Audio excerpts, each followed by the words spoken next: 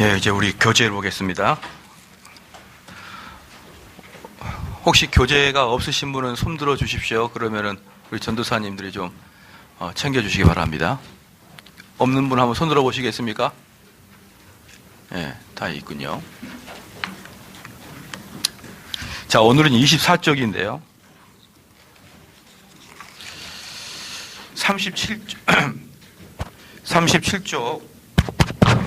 37쪽까지가 이제 좀 빨리 나가야 될 부분이고요. 이제 37쪽부터는 좀 다른 이제 우리 좀 역사적인 상황을 좀 볼 테니까 제가 시간을 보고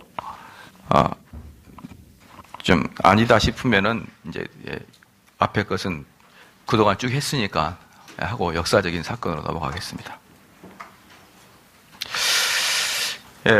믿음을 2번 24쪽이죠. 24쪽 2번 믿음을 믿음의 부속물을 고려하여 생각하라. 믿음은 애통하고 회개하는 것입니다. 거기다가 딱 읽으십시오. 믿음이란 뭐냐? 애통하는 것이다. 애통하는 것이다. 그러니까 믿음은 쉽게 말하면 낙담에 있던 자가 용기를 얻는다 이런 차원이 아니에요. 믿음은 다른 말로 애통하는 것이다. 이게 아니면은 아무것도 안 되는 겁니다. 가장 강력한 믿음이 그렇습니다. 믿음이 강력해질수록 죄에 대한 지각은 그만큼 더 깊어지는 것이에요. 믿음은 다른 말로 죄의식입니다. 믿음은 죄의식이에요. 바울은 믿음을 통해 그리스도를 만난 뒤에 비탄에 잠겨 이 사망의 몸에서 누가 나를 건져내랴 하며 울부짖었습니다. 믿음의 역사는 죄의 허물과 더러움과 악에 대한 지각이 계속 마음에 살아있도록 하는 것이죠. 그러니까 여러분들이 어때요? 이제 직분을 받고 이제 안수집사님이 되고 장로님이 되고 권사님이 되면은 그분들은 더 죄에 대한 애통함을 가지고 있는 거예요. 애통함을. 예. 영혼으로 하여금 자신을 하찮게 여기고 영혼의 구원자를 존귀하게 여기도록 하는 것입니다. 믿음의 법이 마음에 있을 때 강팍한 마음은 부드러운 마음으로 바뀝니다. 사자 같은 기질은 하나님 앞에서 양같이 되고 아이같이 되는 것이죠. 그러니까 생긴 것이 거의 양 같아야 돼요. 여러분들의 외모 자체가. 눈 자체가 이글이글 거리는 양이 어디 있어요? 예. 충혈되어 있는 양이 어디냐고요. 그냥 나한테 한마디만 해봐라. 내가 그냥 넘어가나 안 이런 양이 어디 있어요? 너 양 이빨 못 봤니? 이러면서 그 양이 막 공격하고 그러는 거 아니거든요. 그런데 저희 교인들은 조금 덜 한다 그랬죠. 조금 덜 한다고요. 근데 어떤 교회 가면은 좀 잘못 말하면은 양이 자기가 늑대라고 생각을 해가지고 양 이빨과 양의 발톱을 드러내서 막 공격하는 거 보면요. 이건 양이 아니에요. 양이 아니에요. 예. 털 많은 늑대죠. 털 많은 늑대. 그런 사람들이 교회 가득하면서 너가 나를 뭘로 알고 이러는 사람이 너를 양으로 알지 뭘로 알아요. 양은 이렇게 때려도 하고 말아요. 그런데 그 시간이 지나면서 여러분이 더 양 같아야 된다. 아이같이 되는 것이죠. 양심의 공포는 마음의 햇빛을 통해 제거되는 것입니다. 그러나 죄의 허물과 더러움에 대한 지각은 믿음의 빛을 통해 더 커집니다. 아브라함은 가장 강력한 믿음과 가장 깊은 겸손을 가졌습니다. 아브라함이 소돔의 안전을 위해 하나님께 탄원할 때 자신을 정말 깊이 낮추고 심지어 자신을 티끌과 같이 했습니다. 하나님에게 약속을 받은 장면인 아브라함이 여기 창세기입니다. 창세기. 아브라함이 엎드렸더니 하나님이 또 그에게 이르시되 라는 말씀은 실제로 얼굴을 땅에 대고 즉 입술을 흙에 댄 모습을 가리킵니다. 신실한 영혼이 그리스도의 고뇌와 상처와 죽음의 신음소리를 반추하고 그리스도가 대신 짊어진 자신의 더러움과 죄악을 반추하는 것이 가능하지 않습니까? 교만한 믿음이라는 것은 겸손한 마귀만큼이나 대단한 모습인 거예요. 이거 좀 읽으십시오. 교만한 믿음은 없어요. 교만한 믿음이 없는 겁니다. 모세는 어때요? 모세는 백성들이 화나게 하기만 하면은 엎드렸습니다. 하나님께 엎드렸어요. 하나님께. 전화기 돌려가지고 당신 이렇게 하는 게 아니라니까요. 처음에 교회 나올 때는 좀 그럴 수 있죠. 처음에 교회 나올 때는 혈기가 등등하고 방자하여서 툭 치면은 그냥 넘어가지 않고 내가 누군지 본때를 보여주겠다 그러다가도 한 교회에 10년, 20년 다닌 사람들 어때야 됩니까? 야, 저 사람의 온유함이 삼성리에서는 아주 유명하다라는 사람이 돼야 되죠. 그게 바로 믿음인 것입니다. 그래서 교만한 믿음이라는 것은 없는 거예요. 이건 가짜입니다. 가짜예요. 교만한 믿음은 다른 말로 뭐라고 했습니까? 요셉 스님과 똑같다 그랬죠. 요셉 스님은 너무 어울리지 않잖아요. 그런데 교만한 믿음은 없는 거예요. 전혀 어울리지 않는 거예요. 그래서 교회에서 저 사람은 참 교만해. 이건 너 죽어라 이 뜻입니다. 너 죽어버려라 이런 뜻이에요. 여러분 이건 전혀 어울리지 않기 때문에 여러분들이 이 신앙의 목표점을 향해서 어느 쪽으로 가야 되냐? 겸손함으로 꾸준히 달려가는 것을 여러분의 목표로 삼아야 되는 것이고요. 만약에 여러분들이 야, 좀 너 교만한 것 같다. 겸손해져야겠다. 이런 말을 들을 때는 여러분이 너무나 충격을 받아야 되는 거예요. 야, 이건 내가 지옥 백수라는 뜻인데. 내가 지옥 백수라는 뜻인데. 그렇게 여러분이 들려야 되는 것입니다. 그러지 않으면 안 되는 거예요. 두 번째, 믿음은 그리스도에 대한 높은 평가 및 존중과 연결되어 있습니다. 영혼은 생각과 판단에서 영혼의 하늘과 땅의 모든 보화가 견질 수 없을 정도로 그리스도를 높인다.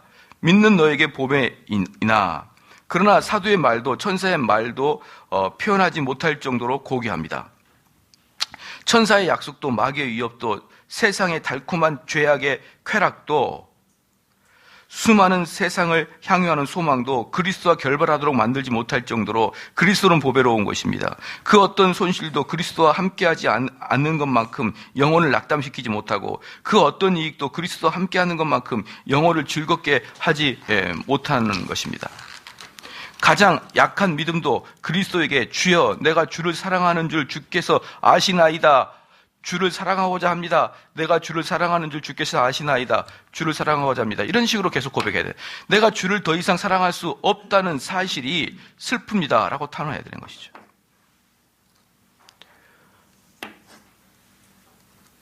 불신자에게 그리스도는 아름답지도 않고 멋도 없고 바랄 만한 것도 하나도 없습니다. 신자에게 그리스도는 엄청난 가치가 있는 진주요 모퉁이 머릿돌인 것입니다. 믿음은 그리스도의 가치에만 주목합니다. 믿음은 그리스도로 말미암아 하나님을 높이 찬양하는 것입니다. 풍요로운 은혜와 보배로운 사랑에 대한 경탄하는 것과 또 연결되어 있습니다. 믿음은 사랑을 통해 역사합니다. 믿음은 이 사랑을 활용하여 하나님 섬기는 모든 일을 감사함으로 수행합니다. 그러니까 믿음의 사람 특징이 뭡니까? 사랑과 감사예요. 사랑과 감사는 당연히 뭐와 연결되는 거예요? 겸손과 연결되어 있는 것입니다. 겸손과. 하나님을 사랑하는 것은 믿음의 심장에 담겨 있는 법과도 같습니다. 하나님께 받는 것을 하나님께 되돌려줍니다. 베푸는 일을 영화롭게 하지도 않고 아무것도 받지 못합니다. 믿음은 거룩함을 동반합니다. 그러면 믿음을 거룩한 믿음이라고 부릅니다. 믿음은 반드시 거룩함을 동반해야 하지만 거룩함은 의롭게 하는 행위를 구성하는 요소는 아닌 것입니다. 믿음은 영혼을 거룩함의 뿌리인 그리스도에게로 접붙여 주는 것입니다. 그리고 믿음은 그리스도에게서 거룩함을 위한 수액을 빨아들입니다. 그러니까 거룩함은 뭡니까? 그리스도와 연합을 이야기하는 것이죠. 우리가 그리스도 안에 심겨져 있는 것은 우리를 즐겁게 만들기보다는 오히려 열매 맺도록 만드는 것입니다. 그러니까 여기서 이제 뭡니까? 여기서 말하고자 하는 것이 여러분 신앙생활에 기쁘고 즐거운 것이 그리스도와 뿌리를 맺고 있다라는 결정적인 증거는 아니라 이 말이에요. 내가 신앙생활하면서 그리스도에게 뿌리를 내리지 않고도 즐거워할 수 있거든요. 기뻐할 수 있고요. 근데 여기서 말하는 건 뭡니까?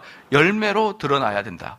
열매로 드러나야 그 뿌리가 거룩함에 박혀 있다는 걸 증명할 수 있을까. 우리가 그리스도 안에 심겨진 것은 우리를 즐겁게 만들기보다는 오히려 열매 맺도록 만드는 것입니다. 행위는 생명을 뒤따릅니다. 피조물은 자신이 가지고 있는 생명과 같은 종류에 속한 행위를 합니다. 식물의 생명은 식물의 행위, 감각적 생명은 감각적 행위를, 이성적 생명은 이성적 행위를 낳는 것처럼 영적이며 신실한 생명은 신실한 행위를 낳게 되는 것이죠. 믿음은 이름이나 그림이 아닙니다. 실질적인 원리입니다. 믿음은 역사하는 은사입니다. 계속 역사하는 거, 나타나고, 그러므로 순종을 믿음의 순종이라고 부릅니다. 믿음은 사람의 상태만이 아니라 사람의 본성도 바꿉니다. 여기서 중요한 게 본성까지 바꾸는 거예요. 여러분들이 좋아하는 사람 자체가 바뀐다니까요. 여러분들이 좋아하는 사람 자체가 바뀌어버리는 거예요. 그 전에는 다른 사람을 좋아하다가 갑자기 그 믿음의 대가들이 좋아지기 시작하고 그 사람들을 연구하고 싶어하고 그 사람들과 대화하고 싶어지는 걸로 바뀌어버리는 것이에요. 그 전에는 어땠는데 그런 사람과 같이 있으면 부담스럽고 할 얘기도 없었어요. 여러분들이 만약에 제가 믿지 않은 사람 만나면요, 할 말이 없어요. 할 말이. 아무것도 할 말이 없기 때문에 그분들은 저를 되게 부담스러우게 여길 거예요. 왜냐하면 직분 자체가 목사인데다가 말도 안 하니까. 저분은 뭘 생각하고 있을까 이러기 때문에 또 이제 목사라기 때문에 사람들이 저한테 함부로 말을 못 하거든요. 자기의 이야기를 하다가 괜히 색 잡힐까봐. 그럼 서로 말을 안 하고 오랫동안 가는 거예요, 그냥. 왜 그럴까요? 대화의 주제가 없기 때문에 그래요, 대화의 주제가. 근데 우리 주님께서는 아주 기가 막히게 이 대화의 주제를 끌어들이거든요. 딱 본 상태에서 그냥 싹 끌어들여요. 그 바리새인들 앞에서도요. 그 정도는 제가 안 되는 것 같아요. 그래서 저는 이렇게 그 같은 공통사항이 없으면 말을 잘 못 끌어들이는데 여러분들도 초창기는 그래야 돼요. 그냥 믿지 않는 사람 만나도 그냥 그 대화가 술술 잘 통하고 그 가치관이 그냥 통하고 이렇게 되면은 여러분 자신이 어떤 상태인가를 한번 되돌아봐야 됩니다. 우리는 처음에는 본성 자체가 변하기 때문에 그들과는 대화가 안 되게끔 돼 있는 거예요. 그 대화가 처음에는. 더 영성이 붙고 이렇다면 이제 괜찮지만 말이죠. 그러므로 성경은 우리가 믿음으로 말미암아 거룩하게 된다고 말합니다. 믿음은 그리스도에게 나아가기 때문에 의롭게 합니다. 믿음은 그리스도의 피로 목욕하기 때문에 거룩하게 하는 것입니다. 교육은 발을 씻어줄 수 있습니다. 그러나 마음을 씻어주는 것은 믿음뿐입니다. 우리는 아담 안에 있었습니다. 부패한 뿌리에서 나온 가지들입니다. 우리는 아담의 죄과와 더 불결을 나눠 가진 것입니다. 두 번째 아담인 그리스도와 연합할 때 그리스도의 의와 충만함을 나누어 가진 것입니다. 그리스도의 충만한 은혜의 교통이 없이 그리스도의 의를 나눠 가진 척하는 가짜 믿음이 있습니다. 참된 믿음은 그리스도의 능력을 활용하여 죄를 뿌리 뽑는데, 믿음은 성령의 열매이고 성령은 나머지 다른 열매 없이 한 열매를 맺지 않습니다. 믿음은 근본적인 은혜입니다. 만일 믿음이 가지도 전혀 없고 열매도 전혀 없으면 죽은 뿌리인 것입니다. 믿음은 마음에 자리 잡고 인격 전체와 모든 행위 속으로 방사형으로 퍼져나갑니다. 믿음은 오성에서 시작하고 의제에서 완성되어 정성으로 내려갑니다. 오성이 뭐라 그랬죠? 이성. 의제가 뭘까요? 여러분의 뭡니까? 결의에 찬 행동. 예. 그 다음에 그것들을 통해서 이렇게 해보니까 기쁨이 있구나 하는 감성까지 가게 되는 거예요. 전인격으로 가는 것이죠. 전인격으로 가게 된다. 그리고 영혼처럼 그 영향력을 인격 전체에 파급시킵니다. 믿음은 연약할지라도 움직임을 갖습니다. 믿음은 만일 하늘로 올라가지 못한다면 하늘 향해 외칩니다. 그리스도가 유약한 신자인 바울을 가리켜 그가 기도하는 중이라고 하며 마치 그 전에, 즉 불신앙 상태에 있었을 때는 기도하지 않았던 듯이 말합니다. 그러니까 불신앙자들이 기도하는 것은 그걸 나쁘다고 말할 수는 없지만 별로 의미가 없다. 불신앙자들의 기도는 의미가 없는 것이다. 그다지. 믿음을 가진 후의 기도는 과거의 자기의 의의 형식이고 냉랭한 기도와는 전혀 다른 것이죠. 우리의 성도들 중에서도 냉랭한 기도가 분명히 있어요. 분명히 있습니다. 냉랭한 기도가. 네 번째, 믿음은 성장을 동반합니다. 믿음은 아직도 올라가고 있습니다. 믿음은 환상에 도착할 때까지 충분한 높이란 있을 수 없습니다. 자, 여기서 성도 여러분, 제가 가끔 분이엘 대학 때 묻죠. 당신에게 믿음이 가장 믿음이 가장 좋았고 신앙이 가장 좋았을 때가 언제입니까? 그러면 고등부 수련회 때 이렇게 말하면 안 된다 그랬죠. 여전도에 수련회 가서 제가 뒤집어졌을 때, 그때를 저의 신앙의 하이라이트였어요. 그러면 안 돼요. 신앙의 하이라이트는 언제입니까? 시작? 지금이요, 지금. 익숙하게 습관이 됐네. 지금이라고 크게 하는 거 보니까. 지금도 아니면서 가만히 보니까. 지금이어야 돼요, 지금. 믿음의 하이라이트는 지금인 거예요. 왜? 믿음의 끝은 없으니까. 계속 치고 올라가는 거예요. 믿음은 독수리 치고 올라가는 거예요. 고등부 때 수련회 때가 제일 좋아서 이거 뭐예요? 그때 재밌었다는 뜻이에요. 그때.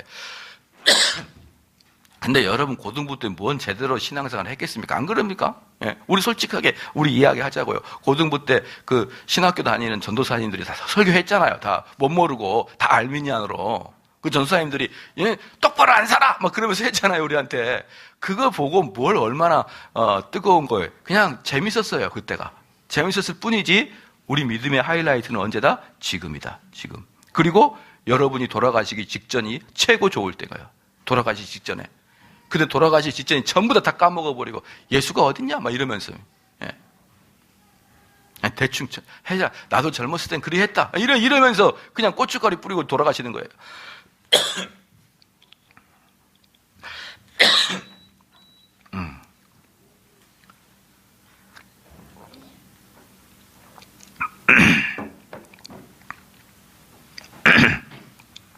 참된 믿음은 언제나 불신앙에 맞서는 기도와 연결되어 있습니다. 그러니까 여러분들의 기도는요, 불신앙에 맞서는 기도가 되어야 되는 거예요. 참된 믿음은 행위 속에서, 그리고 행위의 빈도와 활력 속에서 커진 것입니다.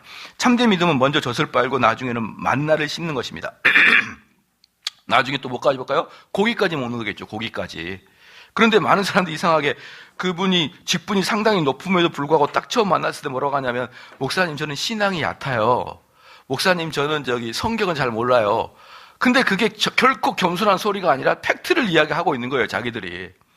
그러면 안 되는 거예요. 만약에 이제 목사님들 와가지고 집사님 신앙생활 몇 년 했습니까? 한 30년 했습니다. 어떻게 성경을 좀 아십니까? 예, 좀 압니다. 이렇게 돼야 되는 거예요. 이렇게. 아니요? 모르는데요? 아무것도 몰라요. 묻지 마세요. 그렇게 해가지고 뭘 어떻게 하겠다는 거예요. 그렇게 해가지고. 예, 좀 알아요. 진짜 무서운 사람들은요, 좀 알아요. 이게 제일 무서워요. 옛날에 이렇게 탁구를 치는데 그 신학교 가면 탁구장이 있거든요. 신학교 가면은. 근데 우리 나이 또래는 다 시골에서 탁구를 한 번씩 치고 온 교인들은 전부 다 탁구에 어렸을 때 쳐봤기 때문에 다 전도사들은 탁구에 일가견이 있어요. 제가 이제 누구랑 딱 치는데 허름한 사람한테 저 탁구 좀 칩니까? 했더니 조금 치죠. 이러더라고요. 근데 그게 엄청 강한지 몰랐죠. 우리나라 사람들은 조금 하죠. 이게 엄청 강한 거더라고요. 나중에 보니까. 여러분들도 누가 봤을 때 여러분 어떻게 성경을 좀 압니까? 좀 알죠. 조금 배웠습니다. 이렇게 돼야 되지. 아니요. 몰라요. 저는 집사가 아니라 잡사예요. 그렇게 하면 안 돼요. 그렇게 하면 안 된단 말이에요. 여러분이 연륜에 따라서 어떻게 되는 거예요? 신앙의 깊이와 성경의 깊이가, 그리고 여러분의 죄의식의 깊이가 다 같이 깊어져야 되는 거예요. 다 같이.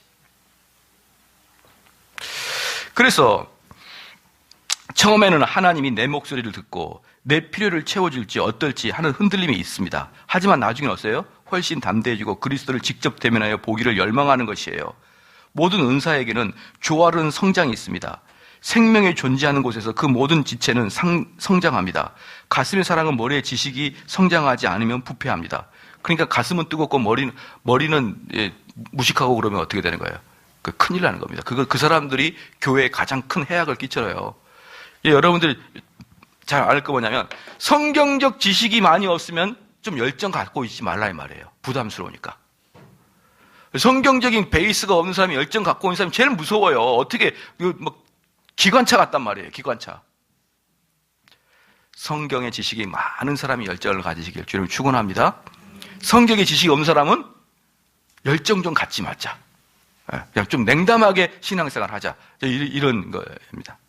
세 번째, 믿음의 작동 방식을 생각해야 됩니다. 말씀은 믿음을 만들어내고 믿음을 보존해 줍니다. 그리고 믿음은 말씀을 개선해 나갑니다. 믿음은 밤중에 자라는 조랑박이 아닙니다. 위협을 무릅쓰고 그리스도에게로 나아가라고 영혼을 설득하는 분투에 가깝습니다. 그러니까 믿음은 뭐랑 똑같습니까? 말씀을 듣고 그 말씀이 여러분께 되는 것은 거의 영적인 전쟁이고 투쟁이라는 거예요. 투쟁. 그게 보통 피 흘림이 있는 게 아니다 이 말이에요. 위대한 능력은 세상을 한순간에 창조하려 들지 않고 시간을 들입니다. 위대한 능력은 믿음을 순식간에 낳지 않습니다. 준비와 갈등이 있고 나서야 믿음의 손이 구세주를 붙잡아요. 그러니까 많은 사람이 뭐하냐면 하나님이 한 방에 와서 있는 것을 자기한테 증명해 달라는 거예요. 짜릿짜릿하게. 그런 경우는 없다. 그러면 여기 있는 정대호 목사 너무 억울하잖아요. 저는 수십 년 동안 연구했는데 여기까지 하는데 여러분은 한 방에 그냥 어디 기도원 가가지고 받아와 버리면 제가 너무 억울하잖아요. 하나님 이게 무슨 말입니까? 너무 억울하기 때문에 보편성을 가지란 말이에요. 여러분의 믿음은 한순간에 바짝 크는 게 아니다. 차근차근 하나님 말씀과 더불어서 커나가야 된다. 아시겠죠? 급성장할 때가 있을까요? 없을까요? 우리 믿음에 급성장할 때가 있다 없다? 있다. 그때는 뭐냐? 밤새도록 성경 보는 시간이에요. 그때가. 밤새도록. 제가 한 3년은 거의 미친 사람 취급받으면서 머리도 안 깎고 성경 연구했었어요. 머리도 안 깎고. 깎을 시간이 없어가지고. 이삭이 아들에게 이것이 사냥한 고기라면 네가 어떻게 이같이 속히 잡았느냐라고 말하는 것처럼 이것이 믿음이라면 네가 어떻게 많은 고생도 수고도 없이 이같이 갑작스럽게 믿음이 이르느냐고 물어야 할 것입니다. 말씀은 믿음의 씨앗이고 성령은 생기를 불어넣는 태양입니다. 말씀을 통해 성령은 인간 본성의 불결, 죄가 가진 죄악성, 그리스도의 충만함, 그 의의 자유로움을 드러냅니다. 말씀을 통해 성령은 우리 눈을 열어주어 우리의 벌거벗음과 비참함을 보게 되는 것이죠. 그러니까 여러분들이 어때요? 성경 말씀을 읽으면서 여러분이 벌거벗음과 비참함을 보는 것은 성령의 역사란 말이에요. 그런데 성령의 역사가 일어나지 않으면 성경을 읽어서 어떻게 될까요? 요거 목사님이 봐야 되는데 막 이러면서 이제 남이 보이는 거예요. 남이. 김 집사님이 딱 봐야 되는데 자기는 안 보여. 자기는. 근데 성령이 강하게 임재하면 온통 말씀이 자기에게 칼날로 다가오는 것이죠. 자기에게. 말씀은 평화의 법을 선포하고 우리의 추론을 침묵시키고 우리의 반대 주장에 답해주고 헐뜯는 죄인의 입을 막고 그리스도가 내놓은 조건을 정당화합니다. 믿음은 저절로 태어나지 않습니다. 성령의 작용으로 만들어집니다. 그리스도를 동정녀의 태에 수태시킨 그 성령이 영혼의 태에 믿음을 낳게 합니다. 그래서 같은 성령을 통해 같은 능력을 통해 그리스도를 수태시킨 그 성령을 통해 그리스도를 부활시킨 그 능력을 통해 믿음과 그리스도가 생겨난 것이죠. 그러니까 믿음도 뭘로? 예수님께서 동정녀 마리아에게 그냥 성령이 그 예수님을 잉태시켜 주셨듯이 여러분도 기적적으로 하나님이 여러분 마음속에 예수 그리스도를 잉태시켜 준단 말이에요. 그렇잖아요. 그리고 그 사람에게 성령께서 여러분과 함께 일생 동안 같이 동행하시고 그리고 마지막 날 여러분을 부활에 이끌어 가시는 게 여러분 속에 있는 성령님이란 말이에요. 그런 것들이 여러분 속에 있느냐 이 말이죠. 사람이 내면에 믿음이 반드시 필요한 것처럼 성만찬에도 믿음이 행함이 반드시 필요합니다. 하나님은 우리의 회복의 길을 우리가 실패한 길 반대쪽에 둘 것입니다. 타락은 하나님보다 마귀를 믿는 믿음 때문에 발생하는 것이죠. 그래서 하나님은 마귀보다 하나님을 믿는 믿음 때문에 발생합니다. 그래서 하나님은 마귀보다는 하나님을 믿는 믿음 때문에 우리를 회복시킵니다. 성례전이 우리에게 유익한 것이 되기 위해 그리스도가 반드시 필요한 만큼이나 성례전에서 그리스도를 먹고 마시기 위해서는 믿음이 반드시 필요합니다.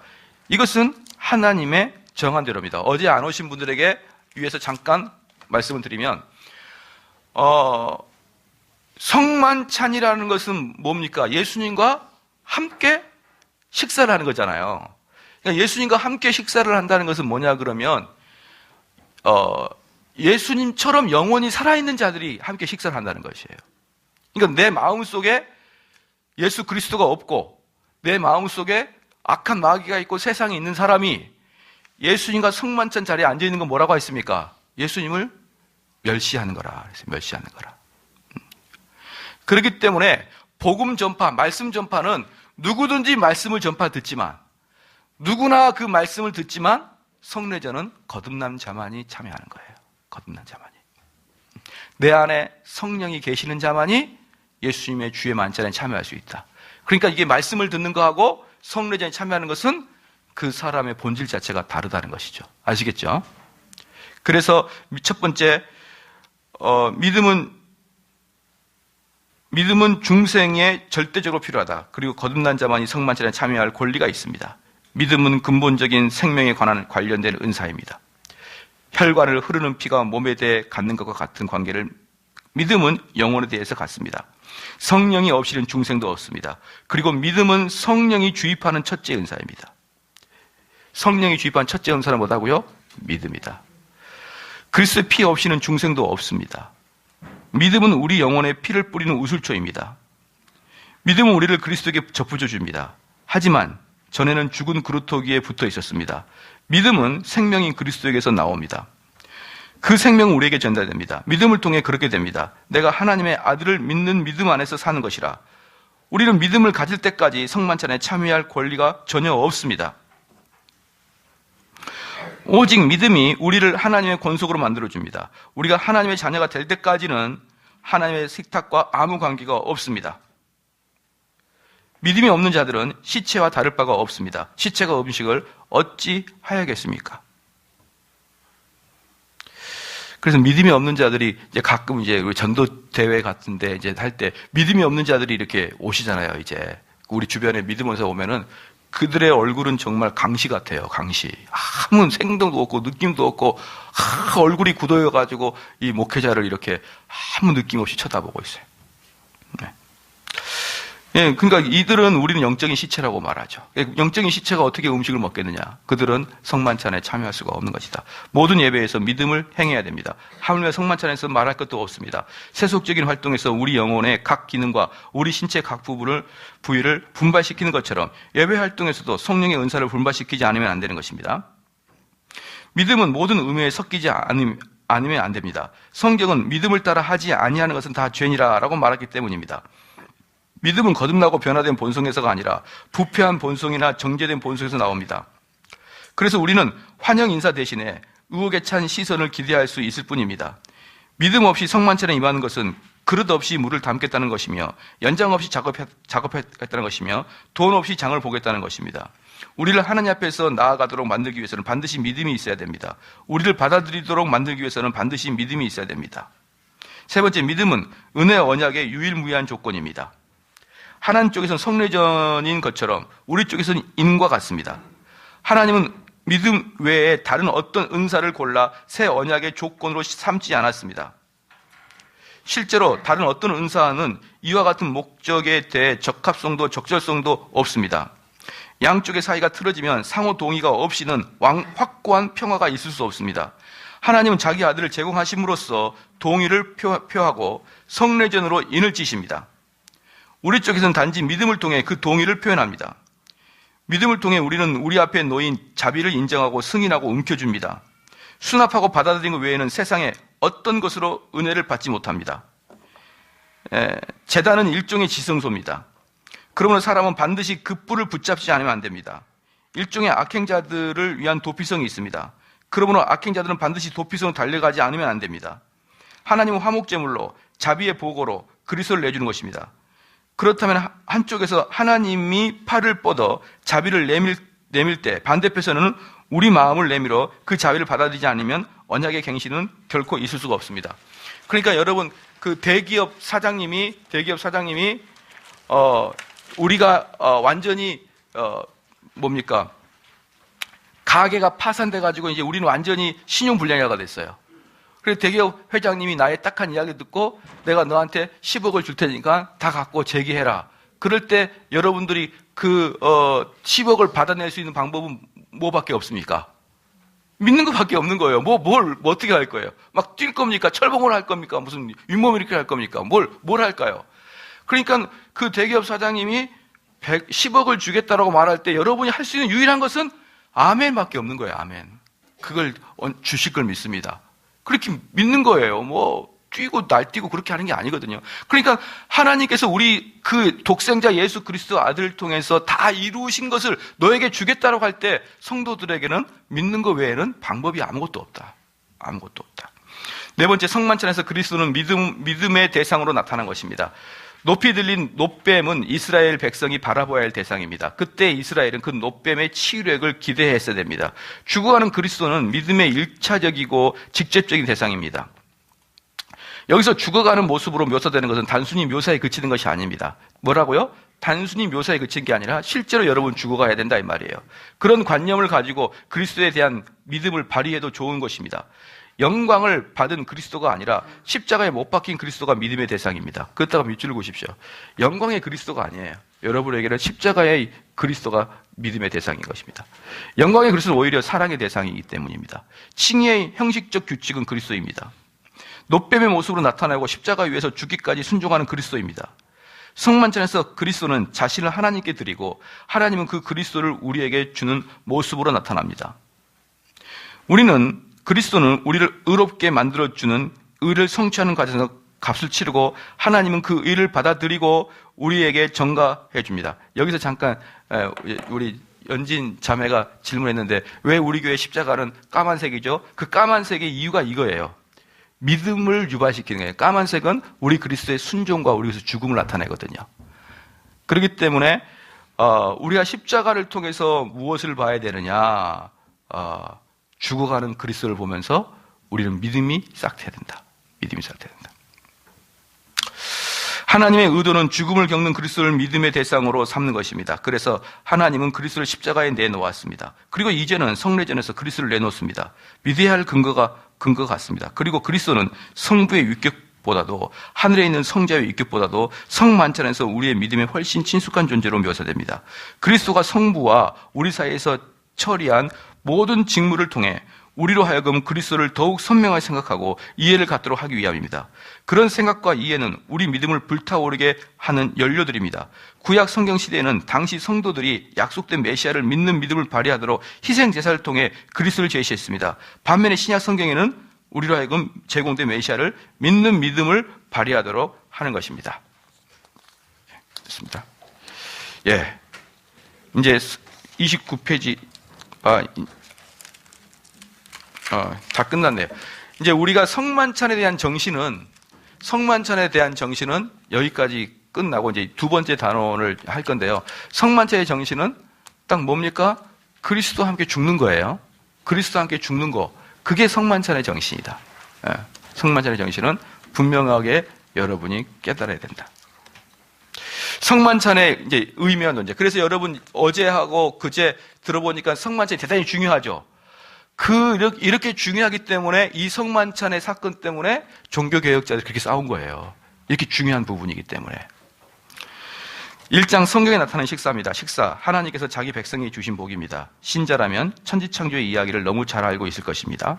그러나 사람들은 의외로 잘 알고 있다고 생각하는 이야기에 대해 잘 모르는 경우가 많습니다. 천지창조의 경우 창조의 순서나 인간의 창조에 대해서는 어려서부터 잘 알고 있지만 창조기사의 마지막 부분에서 하나님이 정확히 어떤 일을 하셨는지 희미하게 아는 성도들이 많은 것입니다. 천지창조의 이야기 중에서 마지막 부분은 하나님께서 창조하신 인간들이 받은 복을 설명하고 있는데 이 복에 대해서 많은 사람들이 잘 인식하지 못하고 있습니다. 복에 대해서 지나칠 정도로 열정적인 반응을 보이면서도 정작 성경이 말하는 복에 대해서는 무관심한 것은 아이러니합니다. 창세기 1장에 따르면 하나님께서 엿새째 된 날에 당신의 형상대로 사람을 창조하시되 남자 여자를 창조하시고 그들에게 복을 주셨습니다. 이 복은 두 가지인데 하나는 그들이 생육하고 번성하고 땅에 충만하여 땅의 모든 움직이는 생물을 다스리는 복이었고 다른 하나는 땅 위의 모든 채소와 열매 맺는 모든 나무들을 식물을 주신 복이었습니다.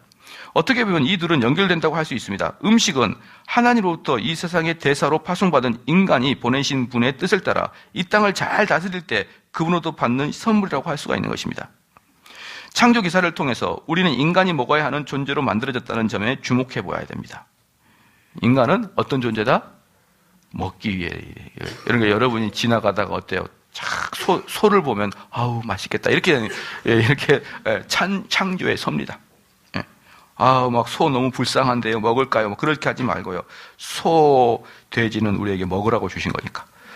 먹어야만 한다는 말은 인간이 선하게 창조되었으나 연약한 존재로 만들어졌다는 의미인 것입니다. 먹지 않으면 배고픔의 고통을 겪어야 하는 것이 인간입니다. 그러나 하나님은 최초의 인간들에게 풍성한 음식을 허락했기 때문에 배고픔을 경험하지 않아도 되었습니다. 그들에게 음식은 단지 배고픔을 채우는 수단이 아니었습니다. 그렇다면 그들은 짐승과 다를 바가 전혀 없던 것입니다. 음식에 있어서 사람이 짐승과 다른 점이 있다면 짐승과는 달리 사람은 음식의 맛도 즐기고 싶어 한다는 점입니다. 만약 음식이 배만 채우는 수단이었다면 하나님은 아담과 하와에게 선악과만 딱 먹어라 라고 했어도 그들에게 어떠한 문제도 없었을 것입니다. 그러나 자비가 풍성한 하나님은 선악과를 제외한 모든 과일을 그들에게 허락하셔서 그 모든 것을 즐기게 하셨습니다. 하나님께서 이 세상을 아름답게 창조하셨습니다. 하나님께서 그것을 보시고 좋아했습니다. 하나님께서 만든 인간도 이 세상의 아름다움을 보셔서 즐겼을 것입니다. 그런데 하나님께서는 인간들을 천사처럼 창조하셔서 그들이 먹지 않고도 살게 할 수 있었습니다. 만약 인간들이 아름다운 열매를 보기만 하도록 창조되었다면 그들에게 어떤 일이 벌어졌을까요? 눈으로만 보면서 열매를 즐길 때와 맛도 보면서 그것을 즐길 때 본질적으로 큰 차이가 있습니다. 눈으로만 볼 때 열매와 보는 사람은 서로 분리되어 있습니다. 하지만 열매를 먹는 순간 그 열매는 먹는 사람의 일부가 되는 것이고 먹는 사람이 맛을 느끼게 되고 얼마 후 배부름을 느끼게 됩니다. 이는 천사와 달리 몸을 가진 인간이 누릴 수 있는 큰 특권입니다. 선하신 하나님이 창조하신 세상은 좋은 세상이었습니다. 이 세상은 하나님이 선하심이 반영되어 있습니다.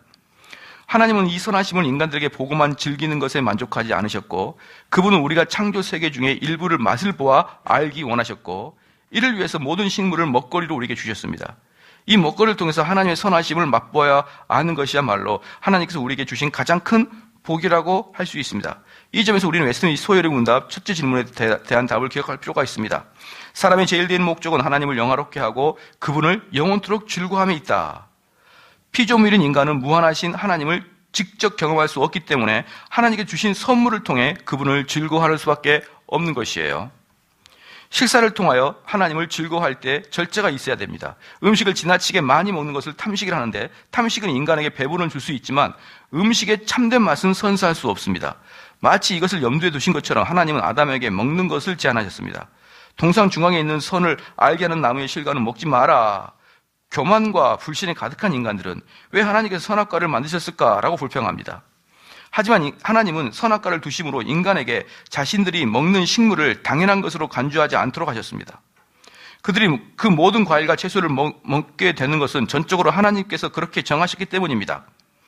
하나님께서 선악과만 먹으라라고 명하실 수도 있고, 혹은 몇 가지 과일만 먹으라라고 명할 수도 있습니다. 그렇게 하시더라도 피조물인 인간은 하나님께 어떠한 원망도 할 수 없습니다. 어떻게 보면 선악과만 금한 것이야말로 하나님이 얼마나 선하신지를 보여주는 분명한 증거라고 할 수 있습니다. 하나님께서 선악과의 금도를 정하신 것은 이것을 통해서 인간이 모든 식물의 주인은 하나님이심을 분명히 인식하도록 하기 위해서였습니다. 모든 식물은 배불리 먹을 수 있음은 오직 하나님의 말씀에 근거하고 있음을 그들은 선악과를 통해서 배워야 됩니다. 인간의 사악함은 뭐예요? 그 에덴 동산을 하나님께서 다 만드셨잖아요. 다 만드시고 다 먹고 그거 하나만 먹지 말라 그랬는데 사람은 어때요? 왜 그거 하나만 먹지 말라 그러냐 그러면서 선악과만 주목하고 있는 거예요. 그러니까 이게 바로 인간의 타락상이란 말이에요. 다 먹으라 그랬는데 그게 바로 인간의 타락상이다. 아담의 불순종은 하나님께서 인간에게 주신 복에 심각한 손상을 주었습니다. 그러나 우리가 정말 하나님께 감사해야 할 부분은 하나님께서 창조 때 인간에게 주신 복 자체를 거두시지 않았다는 사실입니다. 하나님은 여전히 인간으로 하여금 식물을 먹고 살아가도록 하셨습니다. 다만 이전과 달리 인간은 땀 흘려서 열심히 일을 해야 식물을 먹게 되었습니다. 인간의 불순종으로 땅이 저주를 받아서 인간 이전처럼 풍성한 식물을 내지 않게 되었기 때문입니다. 이 벌은 인간들에게 막대한 영향을 주고 있습니다. 얼마나 많은 사람이 가난과 굶주림으로 고통당하고 있는가. 어떻게 보면 이런 고통 가운데 있는 자들에게 음식을 공급하는 것이야말로 선하신 하나님의 성품을 우리가 이 세상에서 가장 잘 드러내는 사역이라고 할 수 있습니다. 여러분 보십시오. 이제 기독교 문화와 이 동방 문화, 동양 문화의 차이를 제가 좀 간략하게 말씀을 드릴게요. 동양의 문화는요, 자연을 그대로 손대지 않는 것을 자연보호라고 생각해요. 자연을 손대지 않는 것, 태고적 비밀을 갖추고 있는 것 자체를 자연보호라고 해요. 그런데 이 기독교적 가치관은 그 자연을 그대로 두는 게 아니고 어떻게 둡니까? 여러분들이 화단을 관리하듯이 잡초도 뽑아주고 꽃도 나게 하고 이렇게 화단을 관리하듯이 관리하는 거예요. 그러니까 우리가 이 자연을 통해서 우리 인간이 취할 수 있는 이득을 잘 개발해서 취해라 이 말이에요. 잘 개발해서. 그대로 놔두지 말고. 그 대표적인 게 뭐냐 그러면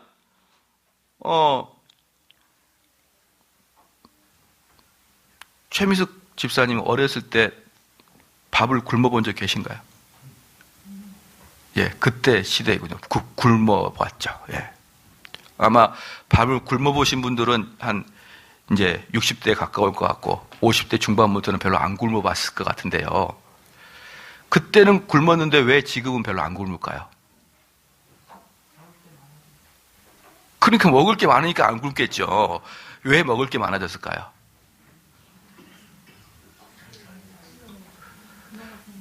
농업혁명이죠. 농업혁명. 농업혁명. 그래서 미국이라는 땅에서만 해도 전 세계산 다 먹입니다. 대단하죠, 미국. 미국서 그 걷어들이면요. 거기 근데 농부가 한 명이에요. 끝도 안 보이는데. 드드드드 가가지고 해도 그냥 소도 몇 마리인지 몰라요. 소가 10,000마리인가? 그럼 5마리 또 났을 거 아니에요. 다시 세야 될 거 아니에요. 그러니까 소도 몇 마리인지 모르는데 엄청나게 많거든요. 이게 뭐 때문에 그럽니까? 이 자연을 다스리고 개간한 그 결과예요. 그 결과. 그래서 우리는 계속 창조의 하나님께서 우리에게 다스리고 지키라는 그 창조의 섭리를 우리는 계속 뭐야? 재창조를 해나가면서 개간해나가면서 우리가 바꿈고 있는 것을 도와야 되는 것입니다. 바꿈고 있는 걸 도와야. 아시겠죠? 그렇죠. 에덴 동산에서 상실되었던 복은 예수 그리스도께서 세우신 동산에서 회복될 것입니다. 우리는 이 사실을 인간의 최초의 사랑의 송가에 이는 내 뼈 중에 뼈요 살 중에 살이라 주석인 아가스에 유추할 것이다. 그러니까 지금 바꾸는 사람들이 전 세계에서 바꾸는 사람이 어디밖에 없냐? 어디밖에 없냐면 그 나라에 내전이 있는 나라만 바꿀머요. 전쟁이 있는 나라들만. 소말리아나 뭐 이런 나라들만. 아닌 나라는 다 배불러요. 다 지금은. 제가 그 중국가 깜짝 놀랐습니다. 깜짝 놀랐어요.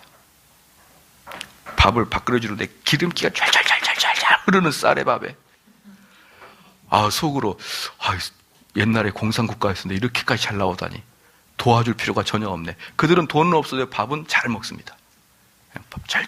그리고 여러분들이 그 먹고 싶으면 한번 저를 따라오십시오. 국수 그릇이 이만해요.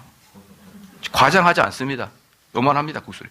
그리고 여성들이 먹는 국수 그릇은 큰 냉면 그릇만 해요. 거의 꽉 담아서 줍니다. 그거 다 먹습니다. 여러분이 가도 먹고 저도 가도 먹어요. 거기가 먹게가 돼 그렇게. 깜짝 놀랍니다. 깜짝 놀라요. 세숫대에다가 꽉 채운 것처럼 먹어요. 어디가? 중국이. 그것도 제가 가고 있는 것이 중국에서 아주 낙후된 지역이거든요.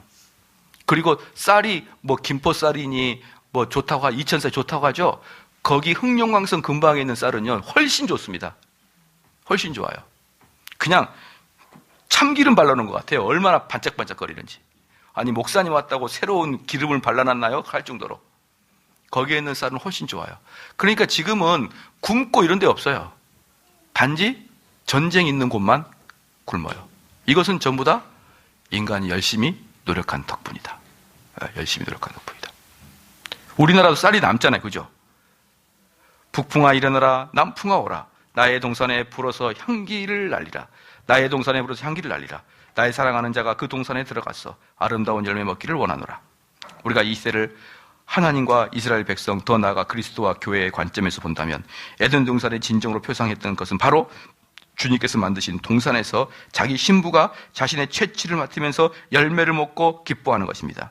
주님은 우리가 당신의 열매를 먹고 만족하며 기뻐하는 것을 정말로 원하시는 사실에 주목할 필요가 있는 것이에요. 아가스에 나타난 이 기쁨의 경험은 새 하늘과 새 땅에서 최종적으로 이루어지겠지만 이 경험은 순전히 미래의 일만은 아니었습니다. 우리는 이 땅에서 미래의 기쁨을 소망 가운데 믿음으로 미리 누리는데 그 구체적 현장이 바로 주께서 베푸시는 성찬인 것입니다. 두 번째 만납니다. 광야에서 누린 하늘의 양식입니다. 아담에게 선악과를 통하여 에덴 동산에서 어떻게 살아야 하는지를 가르치신 하나님은 출애굽한 이스라엘 백성들에게 만나로 그것을 가르쳤습니다. 신명기 8장 2절 3절은 하나님께서 이스라엘 백성에게 만나를 주신 이유를 분명하게 보여주고 있습니다. 내 하나님 여호와께서 이 40년 동안에 너로 광야의 길을 걷게 하신 것을 기억하라. 이는 너를 낮추시며 너를 시험하시고 내 마음이 어떠한지 그 명령을 지키는지 아니 지키는지 알려 하심이라. 너를 낮추시며 너로 줄이게 하시며 또 너로 알지 못하며 열조도 알지 못했던 만나를 네게 먹이신 것은 사람이 떡으로만 사는 것이 아니요 여호와의 입에서 나오는 모든 말씀으로 사는 줄을 너로 알게 하려 하심이라.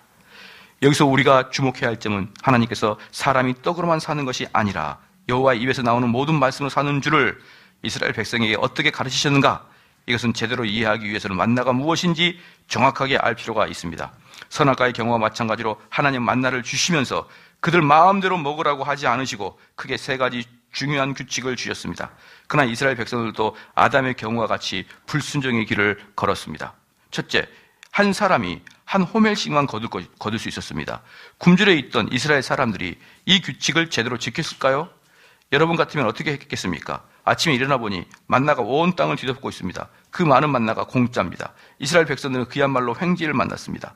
그들은 들에 나가서 자기 힘대로 있는 대로 거두었습니다. 이것을 본 모세가 화가 나서 모두 다 모으라고 하고 그것을 거둔 것을 다 다시 측정을 하였습니다. 그러니까 정말 희한한 일이 벌어졌습니다. 많이 거둔 자도 남지 않고 적게 거둔 자도 부족하지 않았기 때문입니다. 둘째, 만나는 당일에 다 먹어야 했습니다. 따라서 이스라엘 백성들은 날마다 들에 나가서 만나를 거두어야 됐습니다. 하나님은 만나를 넉넉히 주셨지만 한 달치의 양식을 거두게 하지 않았습니다. 한 호멜을 그들에게 일용할 양식이었습니다. 이것이 바로 만나의 정신이었습니다. 이 만나의 정신은 주기도문 속에도 그대로 반영되어 있습니다. 오늘날 우리에게 일용할 양식을 주옵시고, 두 번째 규칙은 하나님의 백성들이 날마다 하나님의 은혜에 의존하며 살아가는 존재임을 보여준 것입니다. 그런데 이 규칙마저도 지키지 않은 사람들이 있었습니다. 그들은 먹고 남은 것을 그 다음날까지 남겨두었습니다. 우리 교회 여자 집사님도 많이 그럴 것 같아요. 남겨놓고 딸 줄 거 남겨놓고 이렇게 해가지고 그 만나가 어떻게 되었는지 따라오면 딱 입에 넣어주고 그렇게.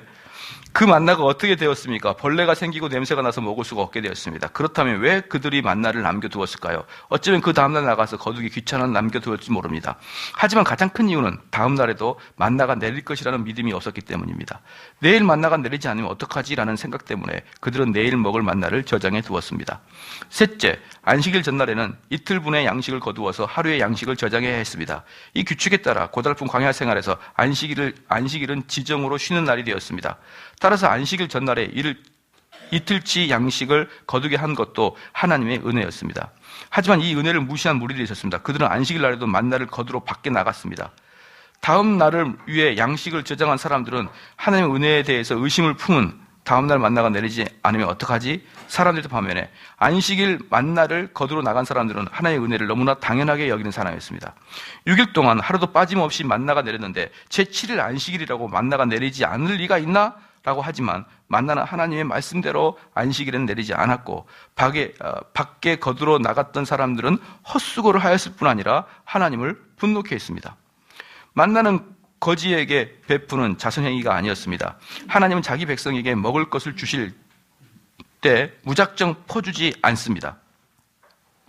물론 그와 같은 경우가 있었는데 그것은 이스라엘 백성에게 복이 아닌 형벌이었습니다. 만나에 만족하지 않고 고기를 달라고 하는 이스라엘 백성에게 하나님은 동풍을 불게 하여 메추라기 고기를 무제한으로 공급하셨는데 메추라기 주실 때에는 만나의 경우와 같이 씌우면 그 맛을 즐기고 있을 때 하나님께 그들에게 노를 바라시고 그들 중 살찐 자를 죽이시고 이스라엘 청년을 쳐 엎드려 드렸습니다. 그러니까 여기 보면은요, 메추라기가 나올 때 그 규빗을 재고 보면은 1인당 얼마씩 그 닭 같은 메추라기를 잡아놨냐면 이 교회 반만하게, 이 본당 반만하게 이렇게 자기 걸로 그 닭 같은 걸 싸놨어요. 이 사람들이 무제한으로 보니까 얼마나 고기를 씹어 먹고 싶었으면은 요 예배당 반만하게끔 1인당 평균이 그래요. 평균이. 네. 우리 인간의 혹시 뭔가 끝이 있습니까? 이를 볼 때 만나를 이스라엘 백성이 인원이 몇 명이었습니까? 200만 명이었어요. 200만 명. 이스라엘 사람들이 200만 명이 광야를 여행했단 말이에요. 근데 1인당 요거 반만하게 만나 그 메추라기를 싸놨다니까요. 아무도 안 놀라시네. 가만히 보니까. 뭐 그 정도야 뭐. 그죠?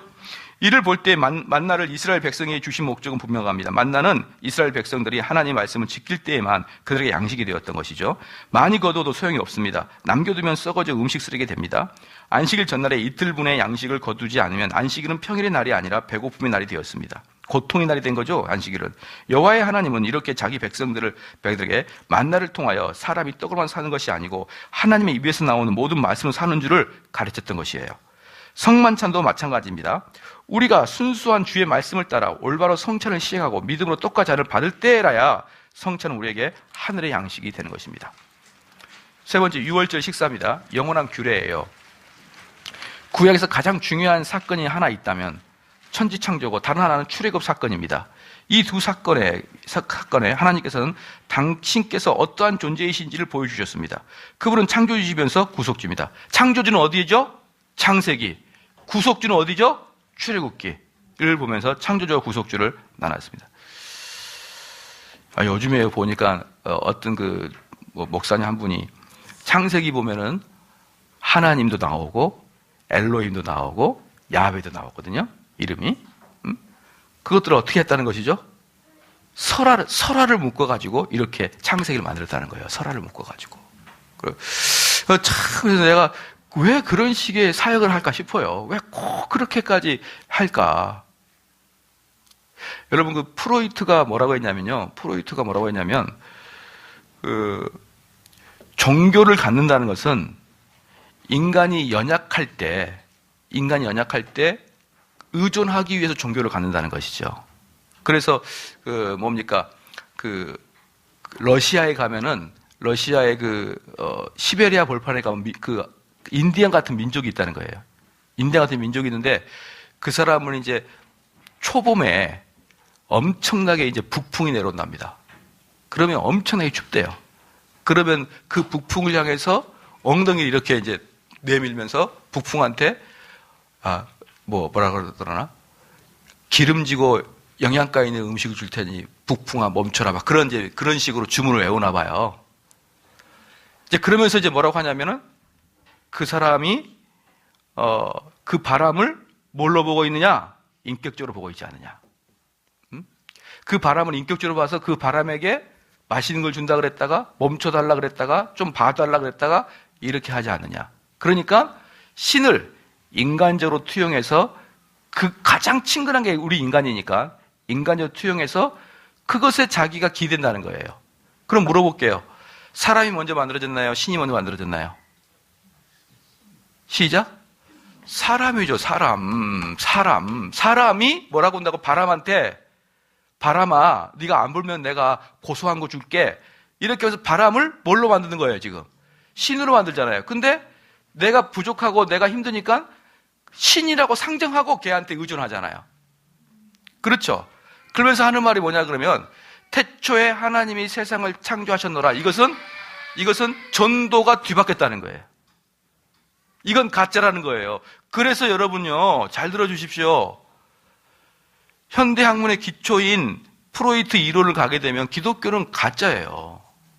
근데 왜 그걸 좋아서 심리학을 그렇게 배우시냐고요. 참 나는 답답해요, 그게. 그럼 목사님 심리학 이제 프로이트 안 배우고 라칸 배우고 융 배우는데 똑같아요. 그것도 똑같아요. 어차피 인본주의적 심리학인데 뭘. 그러니까 그들이 말하고 있는 것은 뭐냐면 기본적 시작이 뭐냐면 인간이 연약할 때 신을 인간의 모양으로 투영해서 신을 만들고 상정해 놓는다가 시작이 된 거예요.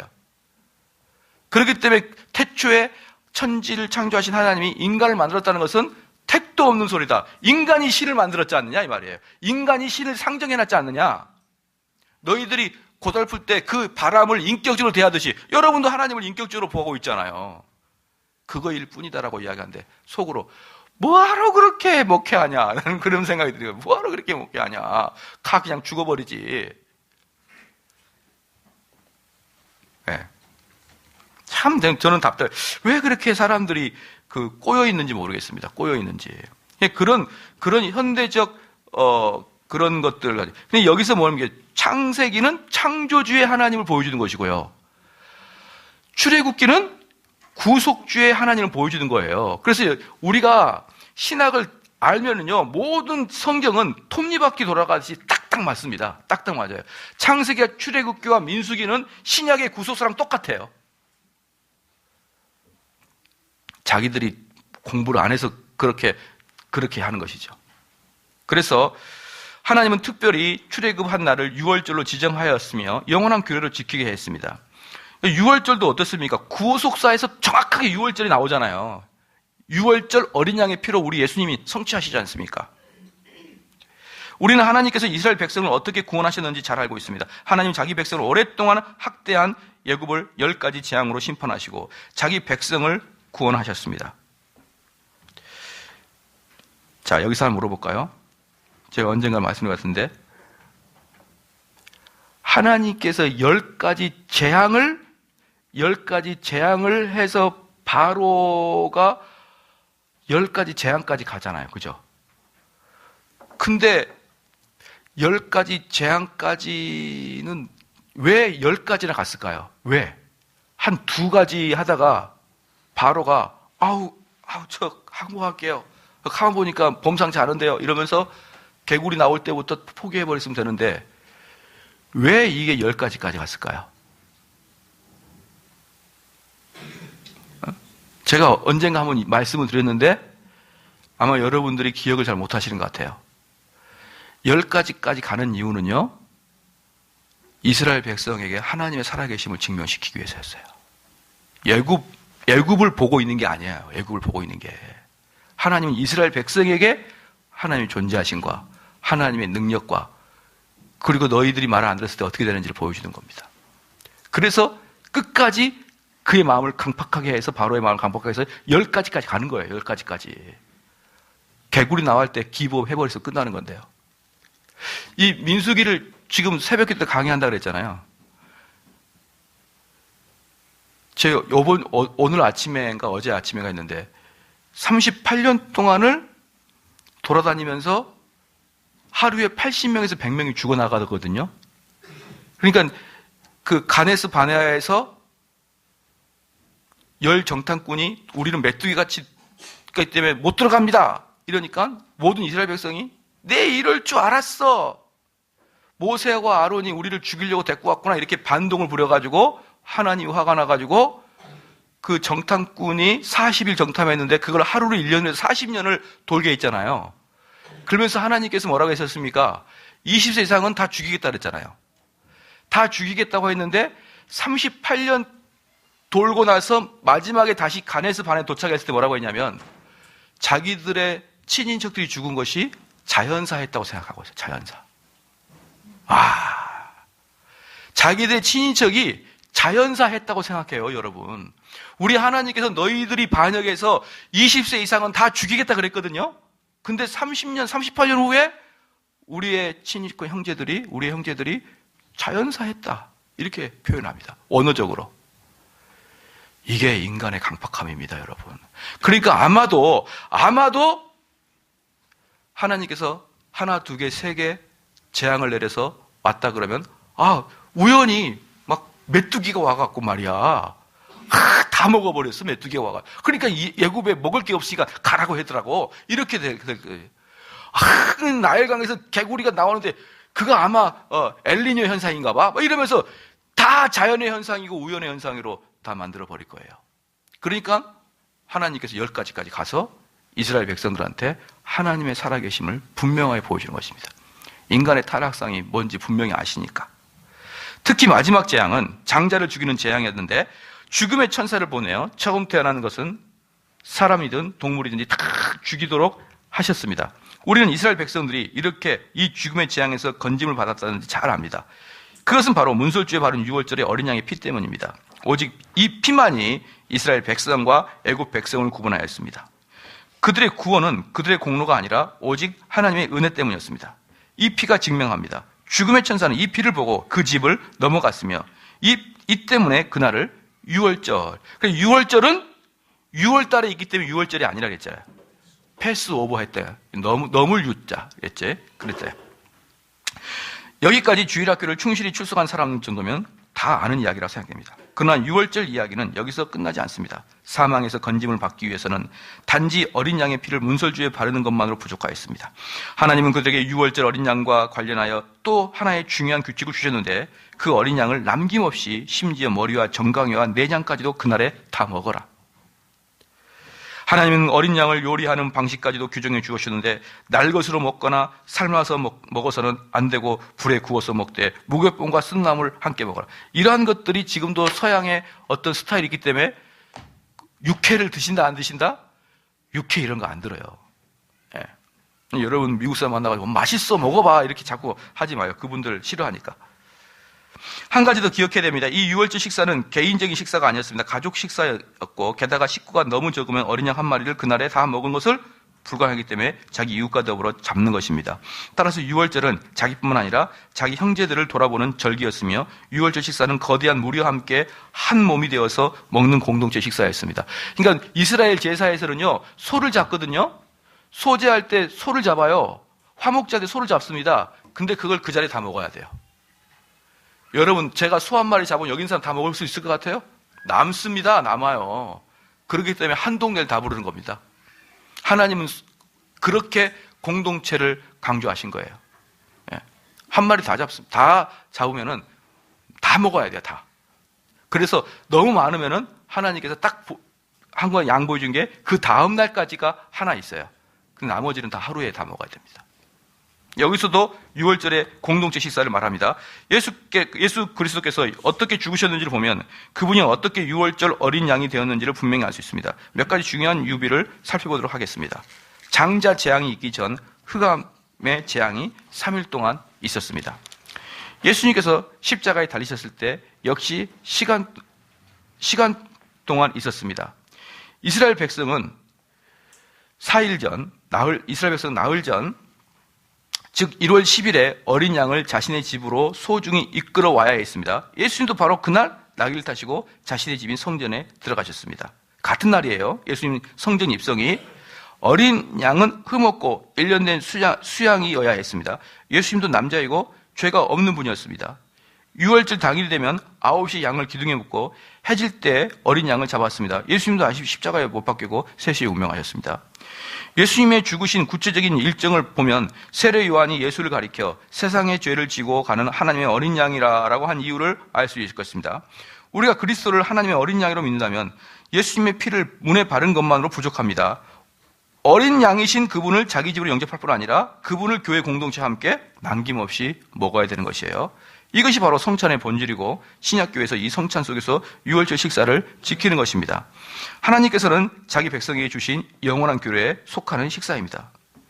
예수님 양문의 목자입니다. 예수님께서 지상에 계실 때 최후의 만찬 위에도 자신의 제자들을 먹이신 일이 적지 않았음을 기억할 필요가 있습니다. 대표적으로 오병이어 사건을 들을 수가 있고 광야에서 하나님께 모세를 통해 이스라엘에게 만나를 먹이셨듯이 우리 주님은 자신들을 따르는 무리를 친히 배불리 먹이셨습니다. 남은 떡이 12강줄이라는 사실을 증명하듯이 예수님이 이 기적을 통하여 자신이 이스라엘 백성 모두를 먹이시는 메시아임을 보여주셨습니다. 예수님이 이스라엘 백성만 먹이시는 것이 아니라 앞으로 자기 백성이 될 이방인들도 먹이셨습니다. 보통 우리는 5,000명을 먹인 기적만으로 생각하지만 4,000명을 먹이신 일도 잊지 말아야 됩니다. 4,000을 먹이고 7강줄을 남긴 사실이 보여주듯이 이 기적은 가나안 7족속 즉 이방인들까지 향한 표적입니다. 예수님은 먹이시는 분일 뿐 아니라 마시게도 하시는 분입니다. 요한복음에 따르면 예수님께서 갈릴리에 행하신 첫 표적은 물로 포도주를 만든 기적이었습니다. 혼인잔치에서 포도주는 기쁨의 상징이고 포도주가 떨어졌다는 것은 기쁨이 사라졌음을 의미합니다. 예수님은 그들에게 최상의 포도주를 풍성하게 제공함으로써 썰렁할 뻔했던 혼인잔치를 회복시켜줬습니다. 이 첫 기적은 메시아이신 예수님께서 어떤 일을 하실지를 단적으로 보여주는 중요한 표적이었습니다. 예수님은 부활하시고 나서도 제자들을 먹이셨습니다. 자신들의 선생의 죽음 때문에 낭망한 엠마오로 가는 두 제자에게 관한 이야기를 우리 잘 알고 있습니다. 여자들이 그들에게 예수님이 살아났다고 증언하였으나 그들은 믿지 않았습니다. 길을 가던 중에 예수님을 만났어도 그분을 전혀 알아보지 못했습니다. 심지어 예수님께서 성경을 풀어주실 때 그들의 마음이 뜨거워졌음에도 불구하고 그들은 여전히 무죄 가운데 있었습니다. 그들의 눈이 열린 때는 예수님께서 그들과 함께 음식 잡수시기 위해 떡을 가지고 축사하시고 떼어 그들에게 주실 때였습니다. 어떻게 보면 이 사건이야말로 설교와 성찬의 관계를 분명하게 보여주는 사건이라고 할 수가 있습니다. 요한복음 마지막 장에서 우리는 어머니와 같은 예수님을 보게 됩니다. 밤새 고기를 잡기 위해 고생하시는 자신의 제자들을 위해 예수님은 친히 숯불과 생선과 떡을 준비하셨습니다. 그뿐 아니라 예수님은 친히 제자들에게 떡을 가져다가 나누어 주시고 생선도 그와 같이 하셨습니다. 마치 어머니가 어린아이에게 음식을 일일이 떼어 주듯이 이 일은 제자들에 대한 귀한 모범이었습니다. 식사 후에 예수님 베드로에게 내가 만일 날 사랑한다면 내 양을 치라 라고 분부했습니다. 부활 후 주님께서 제자들에게 먹이시는 일을 말씀의 사역자들이 양을 어떻게 돌봐야 하는지를 상징적으로 보여주고 있습니다. 마지막 우리는 요한계시록에서 예수님께서 라오디아 교인들을 향하여 메시지를 접하게 됩니다. 볼지어다 내가 문 밖에서 두드리느니 누구든지 내 음성을 듣고 문을 열면 내가 그에게로 들어가 그와 더불어 먹고 그는 나와 더불어 먹으리라. 여기서 우리는 주님께서 문을 두드리신 이유가 무엇인지를 주목해야 됩니다. 우리가 문을 열고 예수님 영접하면 그 다음에 무엇을 해야 하는가? 바로 그분과 함께 식사를 나누게 되는 것입니다. 성만찬의 본질입니다. 우리는 앞서서 식사가 성경에서 얼마나 중요한 신학적 의미를 가지고 있는지를 살펴야겠습니다. 식사가 이렇게 중요하다면 우리들은 오늘날 그것을 어디에서 그와 같은 복된 체험을 할 수 있겠습니까? 주님께서 제정하신 성찬보다 더 확실한 체험할 수 있는 현장은 없을 것입니다. 왜냐하면 이 성찬을 통해서 부활하시고 승천하신 우리 주님께서 당신이 사랑하는 백성들을 오늘날도 하늘의 만나로 먹이시기 때문입니다. 주님께서 베푸신 식사입니다. 우선 성찬이라는 말부터 살펴보겠습니다. 우리 말로 성찬은 거룩한 식사를 의미합니다. 성찬이 무엇인지 확실하게 보여줍니다. 그렇습니다. 성찬의 본질은 식사입니다. 이것은 아무리 강조해도 지나치지 않습니다. 영어를 식사로서의 성찬에 분명해집니다. 성찬을 지칭하는 원래의 문구는 주의 만찬, 더 로드스 서퍼입니다. 즉 왕이신 주님께서 자신의 백성들에게 베푸시는 식사가 바로 성찬입니다. 만약 성찬의 본질을 식사로 이해한다면 성찬에 제대로 참여하여 은혜를 받았다고 생각하는 자들은 적어도 무엇인가를 먹었다는 생각을 하여야 하고 배부름을 느껴야 됩니다. 신자라면 누구나 예송하는 시편 23편의 시편은 왕이 베푸신 식사에 대하여 노래하고 있습니다. 이 시편의 전반부는 하나님을 목자로 소개하고 있는데 하나님은 목자처럼 자기 양들을 푸른 초장에 눕게 하시고 장전한 물가로 인도하시며 사망의 음침한 골짜기에도 그들을 지키십니다. 그러나 시편 후반부가 되면 여호와 하나님은 일반적인 목자가 하지 않는 일을 하심을 노래합니다. 이 점을 주목해 봐야 됩니다. 여호와 하나님께서 바로 원수들의 목전에서 상을 베푸시고 기름을 부어서 자기 백성을 연합케 하시다가 보통은 목자가 할 수 있는 일이 아닙니다. 따라 시편 23편은 단순한 목자가 아니라 왕이신 목자를 노래하고 있습니다. 왕이신 하나님께서 전쟁에서 승리한 자가 신하들에게 상을 베푸시며 기쁨을 함께 나누신 것입니다. 성찬이 주님께서 베푸신 식사라고 했을 때 시편 23편 마지막 부분이야말로 주의 만찬에서의 성찬이 무엇인지를 잘 보여줍니다. 성찬의 본질을 식사로 이해하게 된 것은 종교개혁의 참교회에 가져다준 큰 선물이었습니다. 종교개혁 이전의 거짓 교회인 로마 카톨릭 교회는 성찬을 미사라고 부르면서 성찬의 본질을 희생제사로 이해했습니다. 그것도 밑줄 그으십시오. 미사는 성찬을 제사로 표현한다. 제사로. 미사에서 사용된 떡과 포도주는 실제로 예수님의 살과 피로 이해됐고 떡이 떼어질 때 예수님의 살이 찢어지고 포도주가 부어질 때 예수님의 피가 흘러진다고 믿었습니다. 결국 십자가에서 드려진 예수님의 희생 제사를 오늘날 똑같이 재현된다고 이해된 거예요. 똑같이 재현한다. 두 제사의 차이는 단지 양식의 차이일 뿐이고 그들은 예수님의 제사를 피 있는 제사라고 하시고 미사를 피 없는 제사라고 부르었습니다. 비록 예수님께서 십자가에서 단번에 유일한 제사를 드렸지만 그 제사를 오늘날도 드려야만 죄사함의 은혜를 받을 수 있다고 보는 것이죠. 비록 말은 그렇다지만 그들은 성찬의 본질을 희생제사로 이해하므로 예수 그리스도의 구속사역을 현저히 엿보이는 죄를 범해요. 왜 엿보일까요? 예수님의 십자가에 돌아가심이 부족한 거거든요. 그 십자가에 돌아가신 공로가 부족하기 때문에 지금도 다시 계속 우리가 반복을 해줘야 된다는 것이죠. 그러니까 그게 뭡니까? 죄를 범하고 있는 것이죠. 성찬의 본질을 식사로 보았기 때문입니다. 그 본질을 희생제사를 본 로마 카톨릭 교회와 우린 근본적으로 정반대의 입장을 가지게 되었습니다. 희생제사는 주님께 우리가 무엇인가를 드리는 것입니다. 반대로 식사는 우리가 주님으로부터 무엇인가를 받는 것입니다. 로마 교회는 죄사함의 은혜를 받기 위해 뭔가를 드리려고 한다고 생각합니다.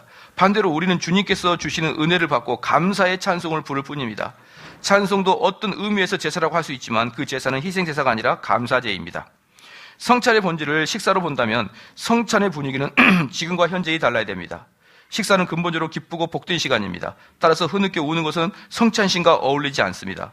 물론 진정한 감사의 마음에서 눈물을 흘릴 수가 있지만 그 눈물 역시 기쁨의 눈물이 됩니다.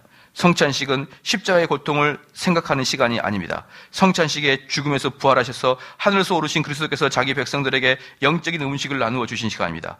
그렇다면 우리가 불러야 할 찬송을 얼마나 아프실까가 아니라 즐겁게 안식한 날, 방하고 좋은 날이 돼야 됩니다. 왜냐하면 성찬식은 하늘에서 내리는 새 양식을 먹으며 즐거워하는 시간입니다. 그러니까 여러분들이 성찬식이 있기 전주는 어떻게 되는 거예요?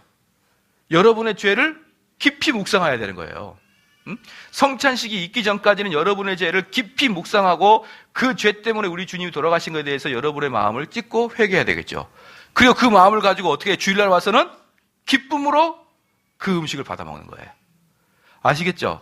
그게 여러분 구원론의 뭐예요? 우리가 예수 그리스도를 사랑하고 바라보기 전에는 어떤 상태에 있는 것이죠? 죄로부터 우리가 죽어 있는 상태로 있잖아요. 죄에 우리가 속해 있는 상태가 있잖아요. 그런데 그 죄에 있는 상태로 계속 있으면 된다, 안 된다? 안 되는 거예요. 그러면 그것은 곧바로 우리의 몸과 마음을 다 죽여버린단 말이죠. 그래서 주일 그 성찬식에는 우리를 살려주신 예수 그리스도를 바라보는 시간이 돼야 되죠. 그렇죠? 그러니까 다시 말씀드려서 그 성찬식을 우리가 슬픈 날로 끌고 간다. 성찬식을 슬픈 날로 끌고 간다. 그것은 카톨릭적 요소가 좀 있다. 카톨릭적 요소가 좀 없지 않아 있다. 성도의 교제입니다. 물론 이제 그것은 있어요. 우리 한국 교회가 너무나 오랫동안 성찬식 전주를 의미 없이 보냈기 때문에 성찬식 하는 날 주님의 고통도 생각해야 되고 또 주님께서 주신 성만찬을 나누는 기쁨도 같이 가져야 하기 때문에 이게 상당히 어색했었어요. 근데 이제 성찬 사경회가 있을 때는 어떻게 하면 된다고요? 이 한 주간을 주님께 진 죄를 여러분이 회개하는 시간으로 가져야 된다. 무슨 말인지 아시겠죠? 성도의 교제입니다. 우리는 매주일 사도신경을 통해서 성자, 성부, 성자, 성령, 삼위일체 하나님에 대한 우리의 믿음을 고백합니다. 찬송가에 실린 대부분의 사도신경이 성부, 성자, 성령에 대한 각각의 고백으로 제대로 삼등분되어 있지 않다는 사실은 한국교회 신학적 빈곤을 단적으로 보여주고 있습니다. 그러니까 우리가 찬송가가 변해야 돼요. 찬송가는 신학적이 돼야 된다. 그렇죠? 신학적이 돼야 된다. 여러분 기도할 때 성령님을 먼저 부르고 기도하면 되나요? 안 되나요? 성령님 감사합니다. 되나요? 안 되나요? 시작. 예, 되죠. 왜냐하면 성부, 성자, 성령 하나님은 한 분이시잖아요. 그러니까 아무나 불러도 세 분이 영광을 받으시는 거예요. 아무나 불러도. 그러니까 이러한 것들이 좀 해서 성부에 대한 찬송이 별로 없어요. 우리 찬송가에 사실. 규칙을 좀 가지고 있어야 되는데요. 그 다음에, 그 결과 사도신경은 신자들에게 하나의 주문처럼 되어버렸습니다. 사도신경이 각 항목에 대한 정확한 이해를 하고 고백하는 경우가 얼마나 됩니까? 자, 사도신경은, 저 주목 보여볼까요? 사도신경은 무엇의 반작용으로 나왔다고요? 사도신경은 무엇의 반작용으로 사도신경이 나왔다고요? 시작. 삼위일체를 누가 했죠? 한번 손 들어. 예. 그것은 맞는 말인데, 전체로 보면 영지주의에 대항해서 사도신경이 나왔다고요. 영지주의 당연히 삼위일체를 부인했으니까 그 포함되어 있는 것이죠. 영지주의를 반대해서 초대교회 때 정통교회를 보여주고 있는 것입니다.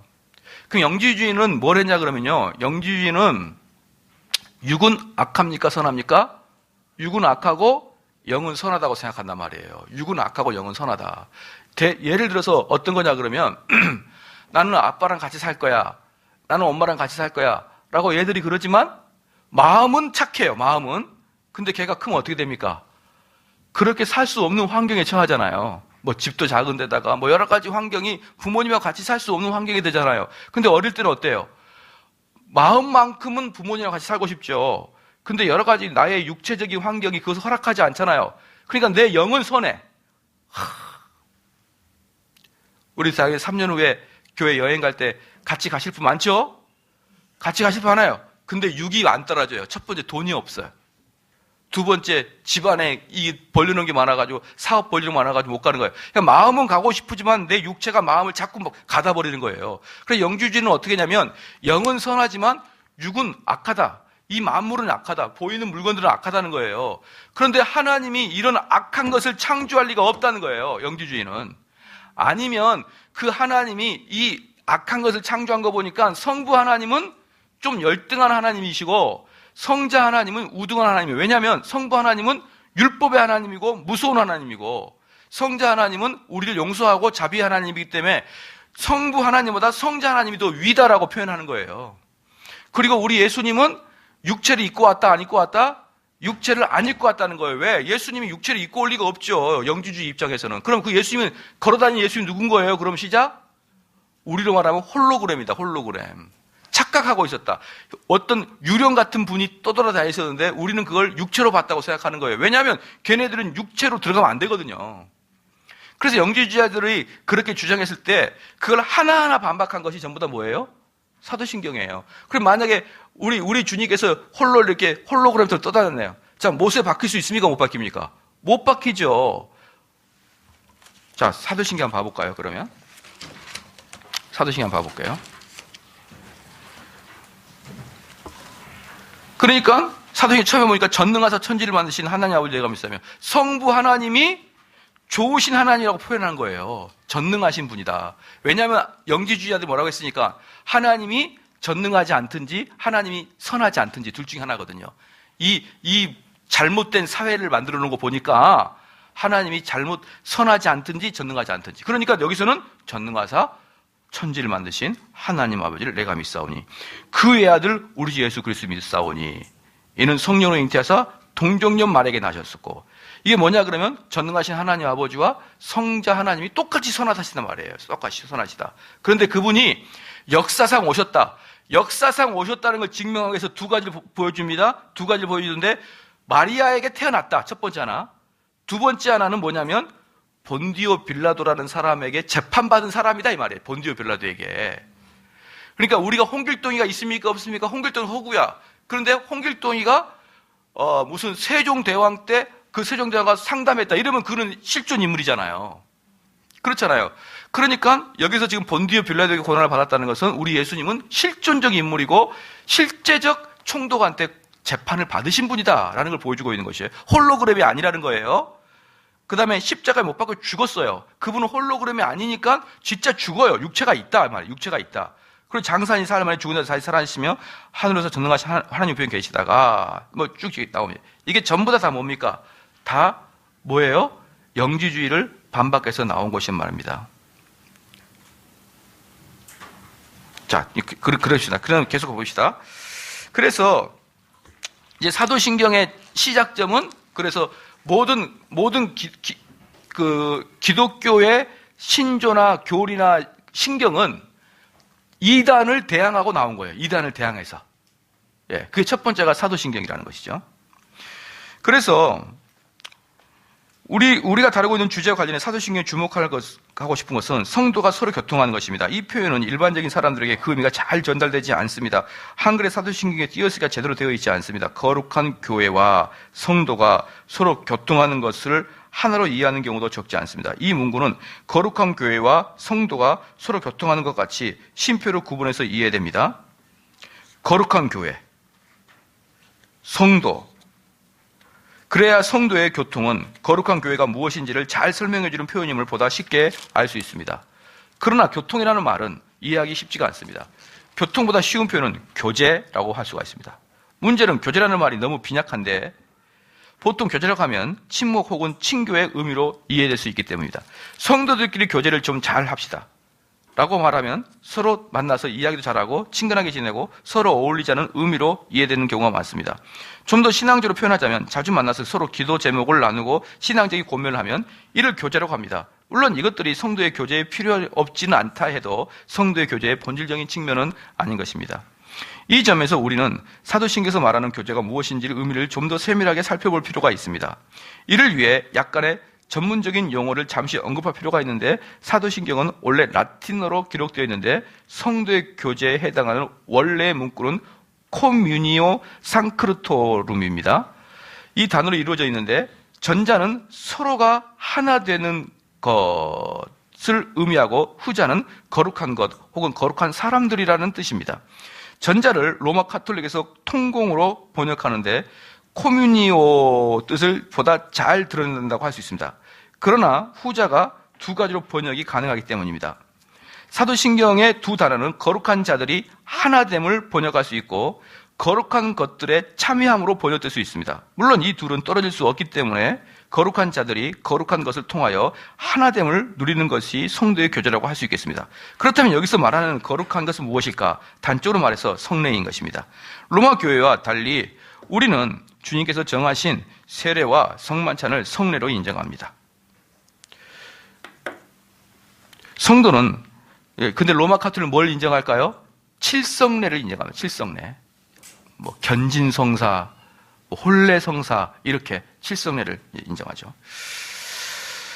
성도의 삼위 하나님의 이름으로 세례를 받음으로 하나의 그리스도의 몸을 이룬 것입니다. 그리고 하나가 된 성도들은 성찬을 통해 그리스도의 살과 피를 믿음으로 하나됨을 누리는 것입니다.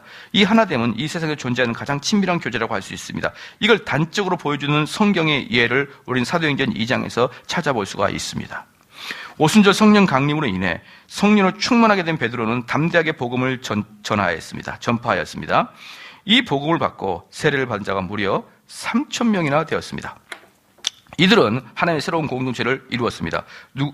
누가의 증언에 따르면 이들은 사도의 가르침을 받아 서로 교제하고 떡을 떼며 오로지 기도하기를 힘썼다라고 했습니다. 여기서 교제에 해당하는 헬라어가 잘 알려진 코이노니아인 것입니다.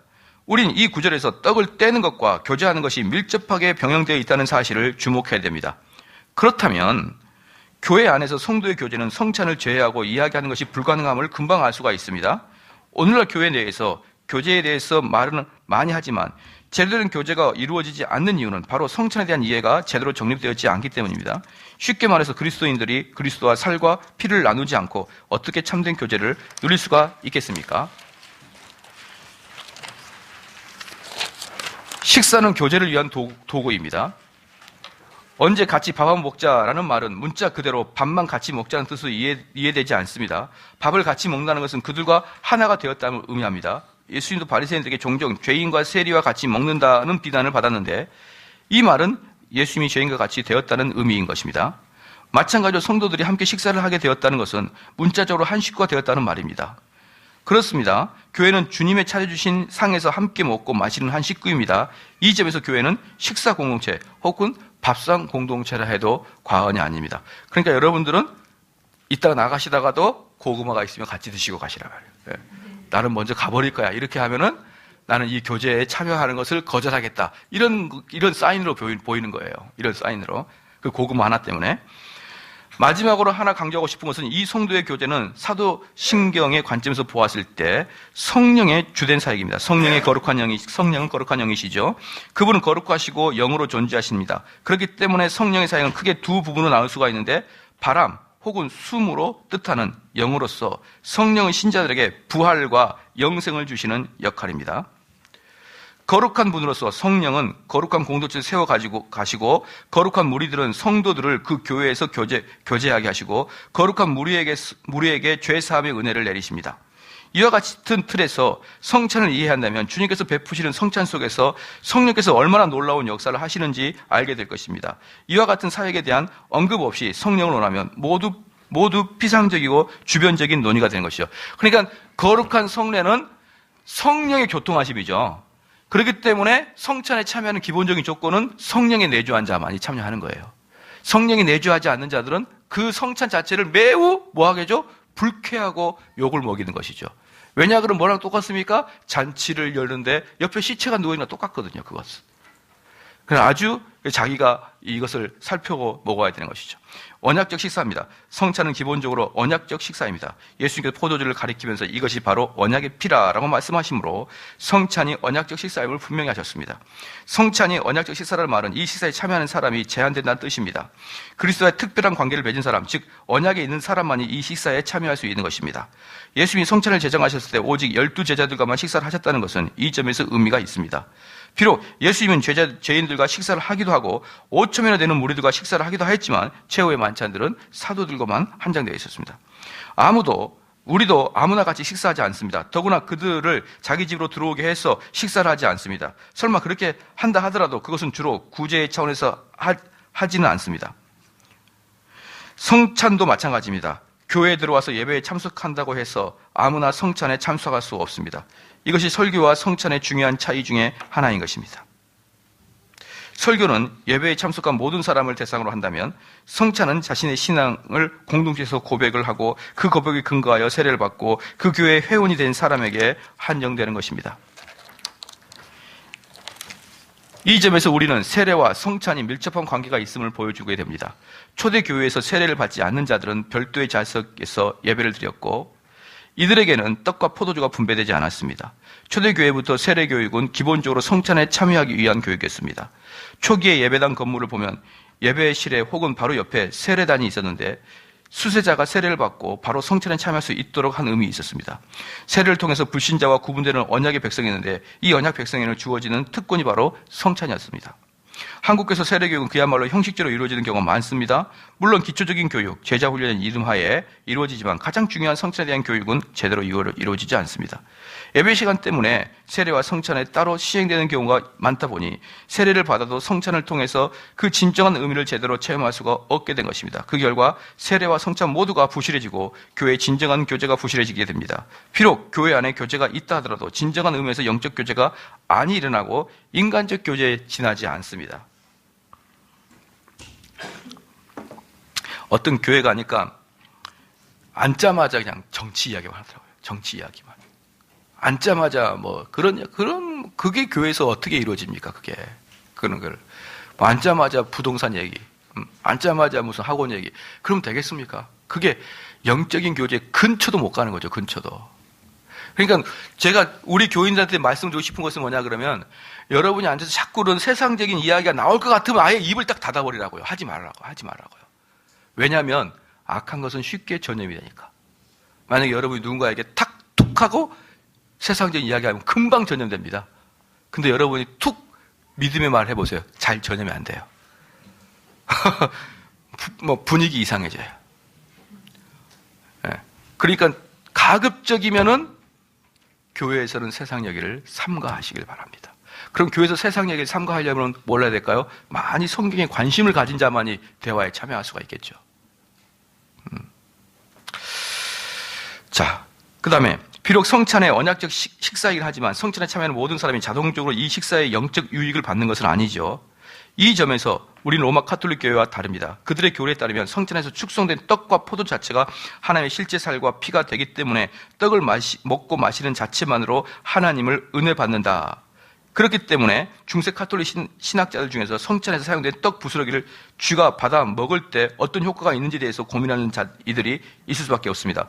그러나 떡과 포도주는 은혜의 수단이지 은혜 그 자체는 아닙니다. 따라서 성찬에 참여하는 사람이 자동적으로 은혜를 받지는 않습니다. 오직 믿음으로 받을 때 포도주를 받는 사람만이 그 유익을 받는 것이죠. 오직 믿음으로 성찬에 참여하기 위해서 지금 우리가 이 일을 하는 거예요. 이 일을 안 하면요, 여러분 거의 대부분 99.9% 뭡니까? 형식적으로 앉아있고 아무 유익을 못 얻습니다. 성찬식에서. 그냥 1년에 2차례 하는 거 먹고 마는 거예요. 식사는 기본적으로 줄인 자들에게만 주는 최고의 복이라고 할 수 있습니다. 배가 잔뜩 부른 자에게 식사는 복이 아니라 고문일 뿐입니다. 그렇기 때문에 우리 주님은 산상수에서 가난한 자, 줄이고 목마른 자, 핍박받는 자가 복이 있다고 선언하신 것입니다. 우리가 진정 영적으로 가난한 자이고 배가 고픈 자이고 목마른 자임을 인정하고 오직 주님께서 주시는 하늘 양식을 바라보며 주님을 의지하는 자만이 이 복을 받을 수가 있는 것입니다. 성찬에 참여하면서도 아무런 유익을 받지 못한다고 생각하면 스스로를 돌아보아 자신의 가난과 비참을 먼저 깨달아야 됩니다. 바로 이게 뭡니까? 이게 바로 칼빈이 말하고 있는 영적 임재설이에요. 칼빈이 말하고 있는. 예. 그래, 여러분 이제 읽어보시고, 어디로 쭉 뒤로 가보겠습니다. 이제 그 화채설 잠깐만 보고 이제 마치겠습니다. 화채설하고, 공제설하고, 기념설, 한번 좀 보겠습니다. 46페이지예요. 당연히 화채설은 로마 카톨릭이 하는 것이죠. 예수님은 최후의 만찬에서 떡을 가리켜 이것은 너희를 위한 내 몸이라 라고 말씀하셨습니다. 도대체 이 말씀의 뜻은 무엇인가? 로마 교회는 하나님의 예수의 말씀을 문자 그대로 받아들여야 된다. 그러니까 여러분들이 성경 볼 때 자기는 이렇게 믿음이 출중하다 그래서 문자 그대로 받아들이는 것을 우리는 개혁교회에서는 옳지 않다고 생각합니다. 우리 개혁교회는 문자 그대로 받는 거 아니에요. 그것은 누가 하죠? 저희 세대주의 근본주의자들이라는 거예요. 세대주의 근본주의자들이라는 거죠. 걔네들은 뭘 합니까? 걔네들은 예수님이 올라가신 대로 내려오신다. 그러니까 어디서 올라가셨습니까? 예수님이 이스라엘 예루살렘 근방에서 올라가셨으니까 그대로 내려오실 거예요. 그게.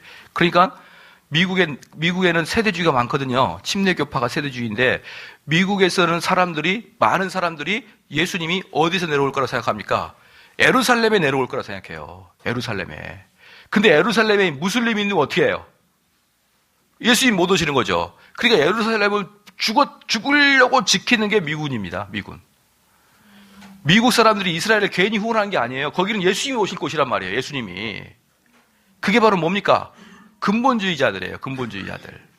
그리고 문자주의자들. 예루살렘에 오신다 그랬잖아. 이렇게 하는 것이죠. 우리는 그런 걸 동의하지 않습니다. 그래서 근데 미국에서 막 오는 애들이 그런 거, 세대주의에 침례교회에 물들어가지고 미국에 있는 한인교회인들이 뭘 하냐면, Back to the Jerusalem을 해서 또 그게 또 한국에 또 수입이 돼요, 또. 와가지고 뭐, Back to the Jerusalem. 난 처음에 뭐, Back to the Future는 내가 봤는데, Back to the Jerusalem 뭐, 거리 가야 된다. 예루살렘까지 직진을 해야 예루살렘을 다 복음화가 시켜야 예수님이 오신다는 거예요. 문자주의죠. 메시아주의. 문자주의죠. 그러면 예수님이 우리가 열심히 노력해가지고 복음 전도하면 그때 오시고 예수님이 우리 기다리고 있나요? 아이고, 내려가야 되는데, 시간이 다 됐는데 왜 제가 아직도 굶뜨고 있지? 우리가 해야만 주님이 오시는 게 이게 얼마나 비합리적입니까? 너무나 많은 경우가 Back to the Jerusalem이에요. Back to the Jerusalem.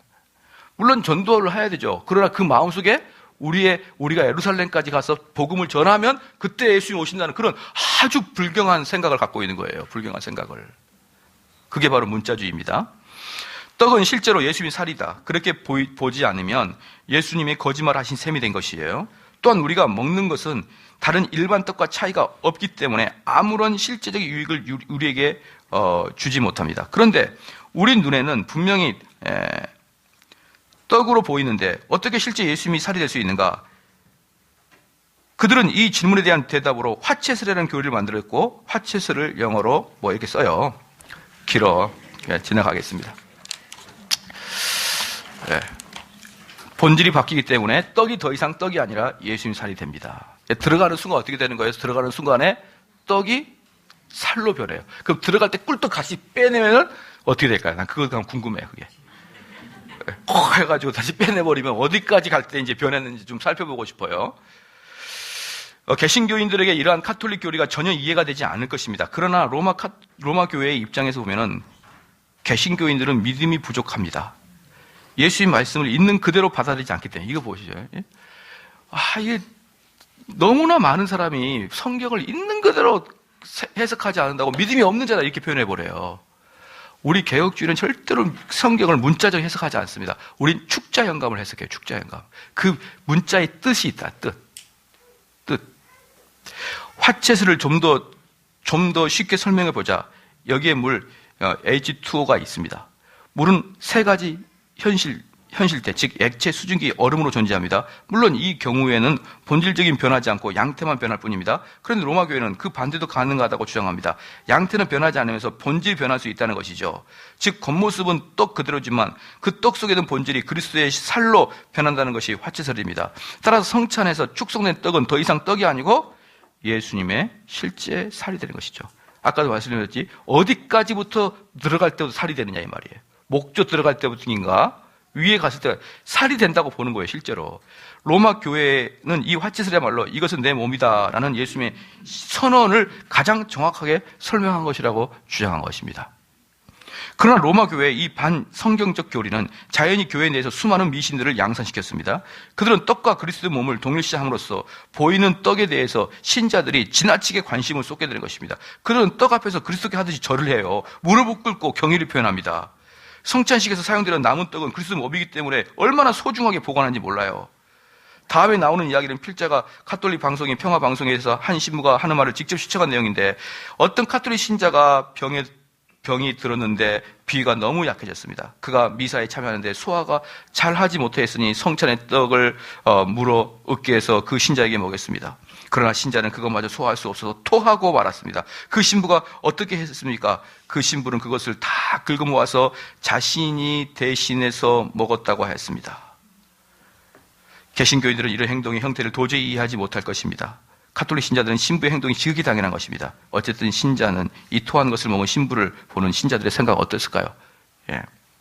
만약 화채슬이 참 교리라면 신부의 행동들은 사람들에게 큰 감동을 줄 것입니다. 그러나 이 교리가 비성경제라면 화채슬이야말로 우상숭배가 무엇인지를 확실하게 보여줍니다. 우상숭배는 하나님께서 정하지 않는 방식으로 하나님을 섬기는 태도를 의미합니다. 성경에서 우상숭배 대표적인 예는 광야에서 이스라엘이 섬겼고 여로보암이 북이스라엘에 다시 도입했던 금송아지였습니다.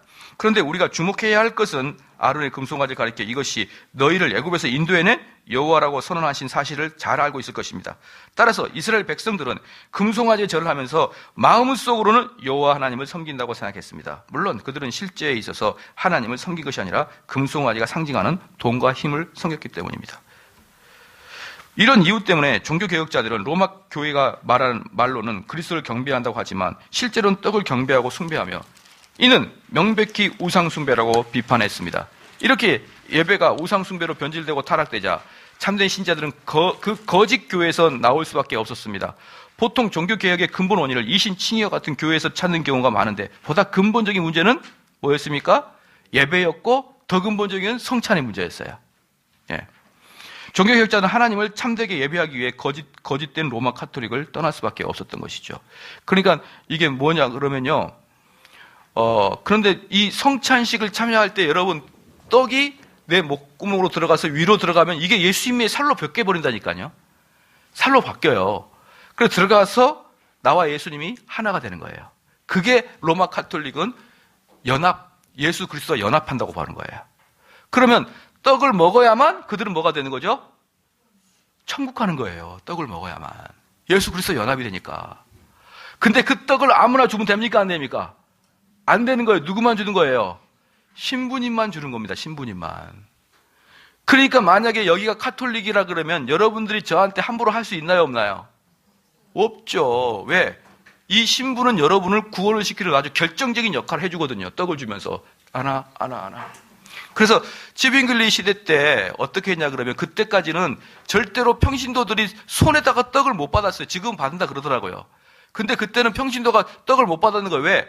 신부가 떡을 떼줘야 되기 때문에 이게 평신도한테 가면 안 되는 거예요, 이게. 그렇기 때문에 입에다 넣어주는 거예요. 저는 이제 그것을 인식하고 이번에 루터교회 가서도 잔을 넣어줄 때 입을 댔어요. 그냥 입에 넣어주더라고요. 근데 나중에 알고 보니까 자기가 이렇게 해서 이렇게 먹더라고요, 이렇게. 이렇게 먹여주거든요. 그럼 나는 이렇게 해서 받아 먹었죠. 그게 중세시대 때는 그랬어요. 자기들이 직접 먹는 게 아니고 신부가 이렇게 먹여줬어요. 그래서 찌빙글릴 때 어떻게 했냐 그러면 그거 가짜다. 그러면서 받아 먹어라 이렇게 했어요. 받아 먹어라. 저 갑자기 생각이 안 나요. 왜? 후스는 뭘 줬죠? 후스는 잔을 줬고, 그렇죠. 찌빙글리는 죄송합니다. 헷갈리네요. 후스가 그 동네 사람한테 평신도한테 야 괜찮아. 이거 너 먹어도 괜찮아 이렇게 했거든요. 딱 덜덜 떨면서 놓쳐버렸어요. 너무 긴장해가지고 평신도가 계속 강의하고 야 그거 화채서는 가짜야. 그 우상숭배야. 이 떡은 상징물이야. 받아서 먹어. 그런데 딱 받은 사람이 벌벌 떨어가지고 땅을 툭 떨어뜨려가지고 막 엉금엉금 기어가지고 그걸 집었다는 역사가 있습니다. 그만큼 그 사람들은 그걸 예수님 몸으로 여겼단 말이에요. 떨리고 이걸 어떻게 평신도가 만지냐고요. 그렇게 하면서 결국은 그것을 그런 결과물을 요구했는지 안 했는지 모르겠지만 그것 때문에 신부가 전 유럽을 장악할 수 있는 권력이 생긴 거예요. 권력을. 상징설입니다. 미흡한 합리주의입니다. 로마 카톨릭의 화채설에 맞서 스위스 종교개혁자 찌빙글리는 떡은 단지 예수 그리스도 살을 상징할 뿐이라고 주장했다. 이것은 내 몸이라라는 예수 그리스도 말씀을 이것은 내 몸을 의미함으로 해석하였다. 더 정확히 말하면 이것은 내 몸이 아니라 내 몸을 가리킨다로 이해했다. 당연히 이 해석은 로마 교회로부터 그리고 루터파로부터 신랄한 비판을 받았습니다. 예수님의 말씀을 정반대로 해석했을 뿐 아니라 예수님을 거짓말죄로 만들어 버렸다고 생각했기 때문입니다. 찌빙글리와 같은 이들은 떡은 예수님의 살을 상징적으로 표현했을 뿐 아니라 뿐이라고 생각했습니다. 그러나 그들은 상징적으로서 떡이야말로 성찬의 본질을 가장 잘 설명한다고 주장했습니다. 결혼식 때 찍은 사진을 예를 들어보자.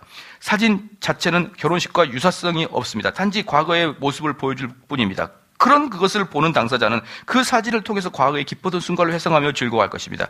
그에게 기쁨을 주는 것은 사진 자체로서가 아니라 그것을 회상하게 하는 기억력이 있습니다. 찌빌링에 있어서 성찬식도 마찬가지입니다. 떡을 보고 먹으면서 신자들은 그리스도의 죽음을 회상합니다. 결국 각자의 믿음을 통해 그리스도를 영접하여 영적인 유익을 누릴 뿐 떡을 통해서 우리가 그 무엇도 실제인 것이 아닙니다. 이게 뭐냐 그러면 찌빙글리는 뭐라고 했어요? 이것은 내 살아니 나를 기념하라 이렇게 얘기했잖아요. 나를 기념하라 그래서 기념하는 거예요. 그러니까 이것도 뭐라 그러냐면 문자주의죠. 이것도 문자주의잖아요. 나를 기념하라고 꼭 기념 그 단어를 가지고 하잖아요. 그래서 이 루터파, 화채설과 정반대에 있는 것이 찌빙글리파예요. 찌빙글리파. 그냥 지나가겠습니다. 이제 공제설입니다. 찌빙글리파는 쉬워요. 상징설이니까, 상징설. 공제설은 성찬에 대한 찌빙글리 해석은 개신교 진영 내에서 전적인 환영을 받지 못했습니다. 공동회적 로마 카톨릭과 교회에 대항하기 위해 1530년 마르크 브루기서 루터파와 찌빙글리파가 만났습니다. 교회 일치를 이루려고 협상을 하였으나 다른 모든 신앙 조항에서는 다 합치를 이뤘습니다. 다 합치를 이뤘는데 참 이게 너무나 안타까워요. 다른 모든 신앙 조항에 대해서 완전히 합치를 이뤘는데 성찬에 대해서는 견해차가 너무 커서 하나의 교회를 이루려는 개신교의 소망이 물거품돼. 이때 합치가 이뤘으면 개신교회는 아마 분열 안 했을 거예요. 그 다음에 이때 분열이 되고 보니까 계속 개신교회는 분열이 그냥 끝도 없이 되는 거예요. 끝도 없이. 이때 분열이 안 됐었으면은 하나님께서 의미가 있었기 때문에 했겠지만 만약에 분열이 안 됐으면 자칫 우리 개신교회도 로마 카톨릭처럼 됐을 수도 있어요. 권위주의가 돼버리고. 예. 중앙 집권화가 되거나 이렇게 됐을 수가 있기 때문에 하나님이 일치를 안 익혔는지 모르겠지만 어쨌든 이 너무나 교회사에서 가장 뼈아픈 불일치가 이때였습니다. 이때요. 루터는 로마 교회와 화채설을 단호히 거부했으나 찌빙글리의 상징설도 그에 못지않게 정죄하였습니다. 루터는 찌빙글리와 성찬에서 그리스도의 육체적 임재를 무시한다고 생각했습니다. 그러니까 루터파하고 찌빙글리파의 실질적인 차이는 뭐냐면 이게 리얼리티냐 아니냐의 차이예요. 즉 진짜 하나님이 있느냐 가짜냐 이 차이예요. 근데 찌빙글리는 그런 거 아니다. 상징이고 기념인 것이지 뭘 진짜로 오시냐 이거거든요. 그러니까 이걸 절대로 동의가 안 되는 것이죠. 루터의 성찬론을 올바로 이해하기 위해서는 그의 기독론을 잘 이해됩니다. 기독교회는 예수를 참 하나님과 동시에 참 인간임을 고백합니다. 그러나 어떻게 한 인격체가 전혀 본질적으로 다른 두 본성을 취할 수 있는지 설명하는 건 결코 쉬운 과제가 아니었습니다. 어떤 이들은 그리스도의 신성을 강조하기도 하고 어떤 이들은 그리스도의 인성을 강조하기도 하죠. 오랜 동안 신학 논쟁을 거쳐 칼케톤 회의에서는 그리스도의 양성은 혼합되지 않고 변화되지 않고 분리되지 않고 분할되지 않는, 이게 재밌는 게 뭐냐면 혼합되지 않아요. 그럼 물어볼게요. 분할되지도 않아요. 이게 뭡니까 이게? 뭐 두 개를 또 설명을 해낼 수가 없는 거예요. 혼합되지도 않는데 분할되지도 않아요. 이게 뭐예요 이게? 그러면 여기서부터 여기까지는 신성, 여기서부터 여기까지 딱 무자라든지 그것도 아니고요. 그러면 또 혼합되는 것도 아니에요. 그럼 도대체 뭐냐? 분할도 안 돼요. 한마디로 말로 표현할 수가 없다. 이 신조는 그리스도의 본성에 관에 대해서 이것이다라고 적극적으로 정의하지 않고 이것들은 아니다라고 소극적으로 정의할 수밖에 없는 거예요. 그래서 루터는 칼케톤 신조를 따르면서도 그리스도의 양성의 이치를 강조하기 위해서 두 본성이 서로 교류한다는 전통적인 견해를 받아들였습니다. 신성과 인성이 교류한다 안 한다? 시작 한번 물어볼게요. 교류한다 안 한다? 예수님이 이제 이 육체를 가지고 있는 이 육체 안에 신성과 인성이 같이 있어요. 이 육체 안에 신성과 인성이 같이 있어요. 이 신성과 인성이 때에 따라서 이렇게 교류한다 안 한다? 예. 한다 하는데 쉽지가 않습니다. 그것도. 쉽지가 않아요. 왜냐 그러면 우리 예수님께서 마지막에 그 십자가에 못 박혀 돌아가실 때 뭐라고 했습니까? 아버지여 어찌하여 나를 버리시나이까? 라고 했잖아요. 그렇잖아요. 그때 신성이 나 버린 거 아니잖아. 좀 있으면 부활하잖아. 그러면 예수님 뭐 하는 거예요 지금 그때? 다 알고 있으면서도 그렇게 이야기하는 거잖아요.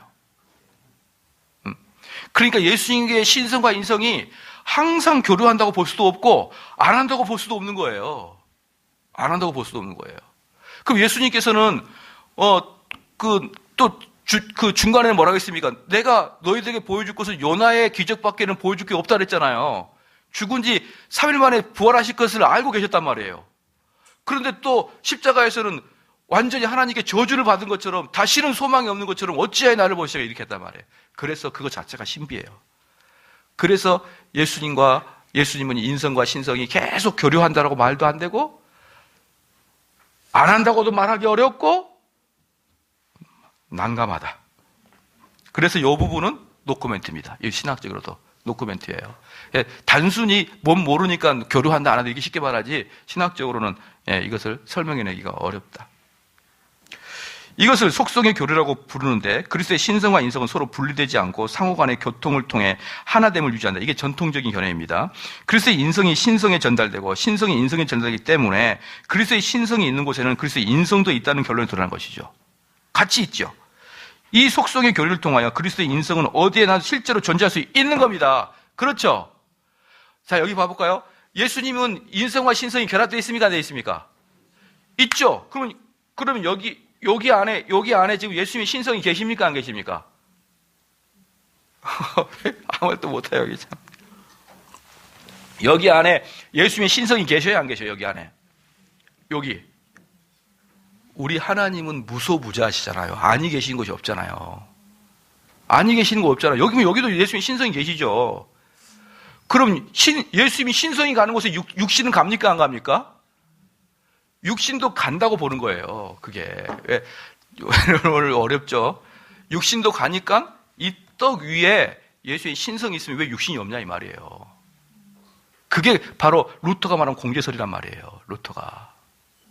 근데 찌빙글리는 뭐라고 한다고요? 팍 예수님이 뭐 여기 있어. 하늘 위에 계시지. 올라가 버리셨는데 이미. 하나님 우편에 계시잖아. 찌빙글리는 그렇게 얘기하는 것이고.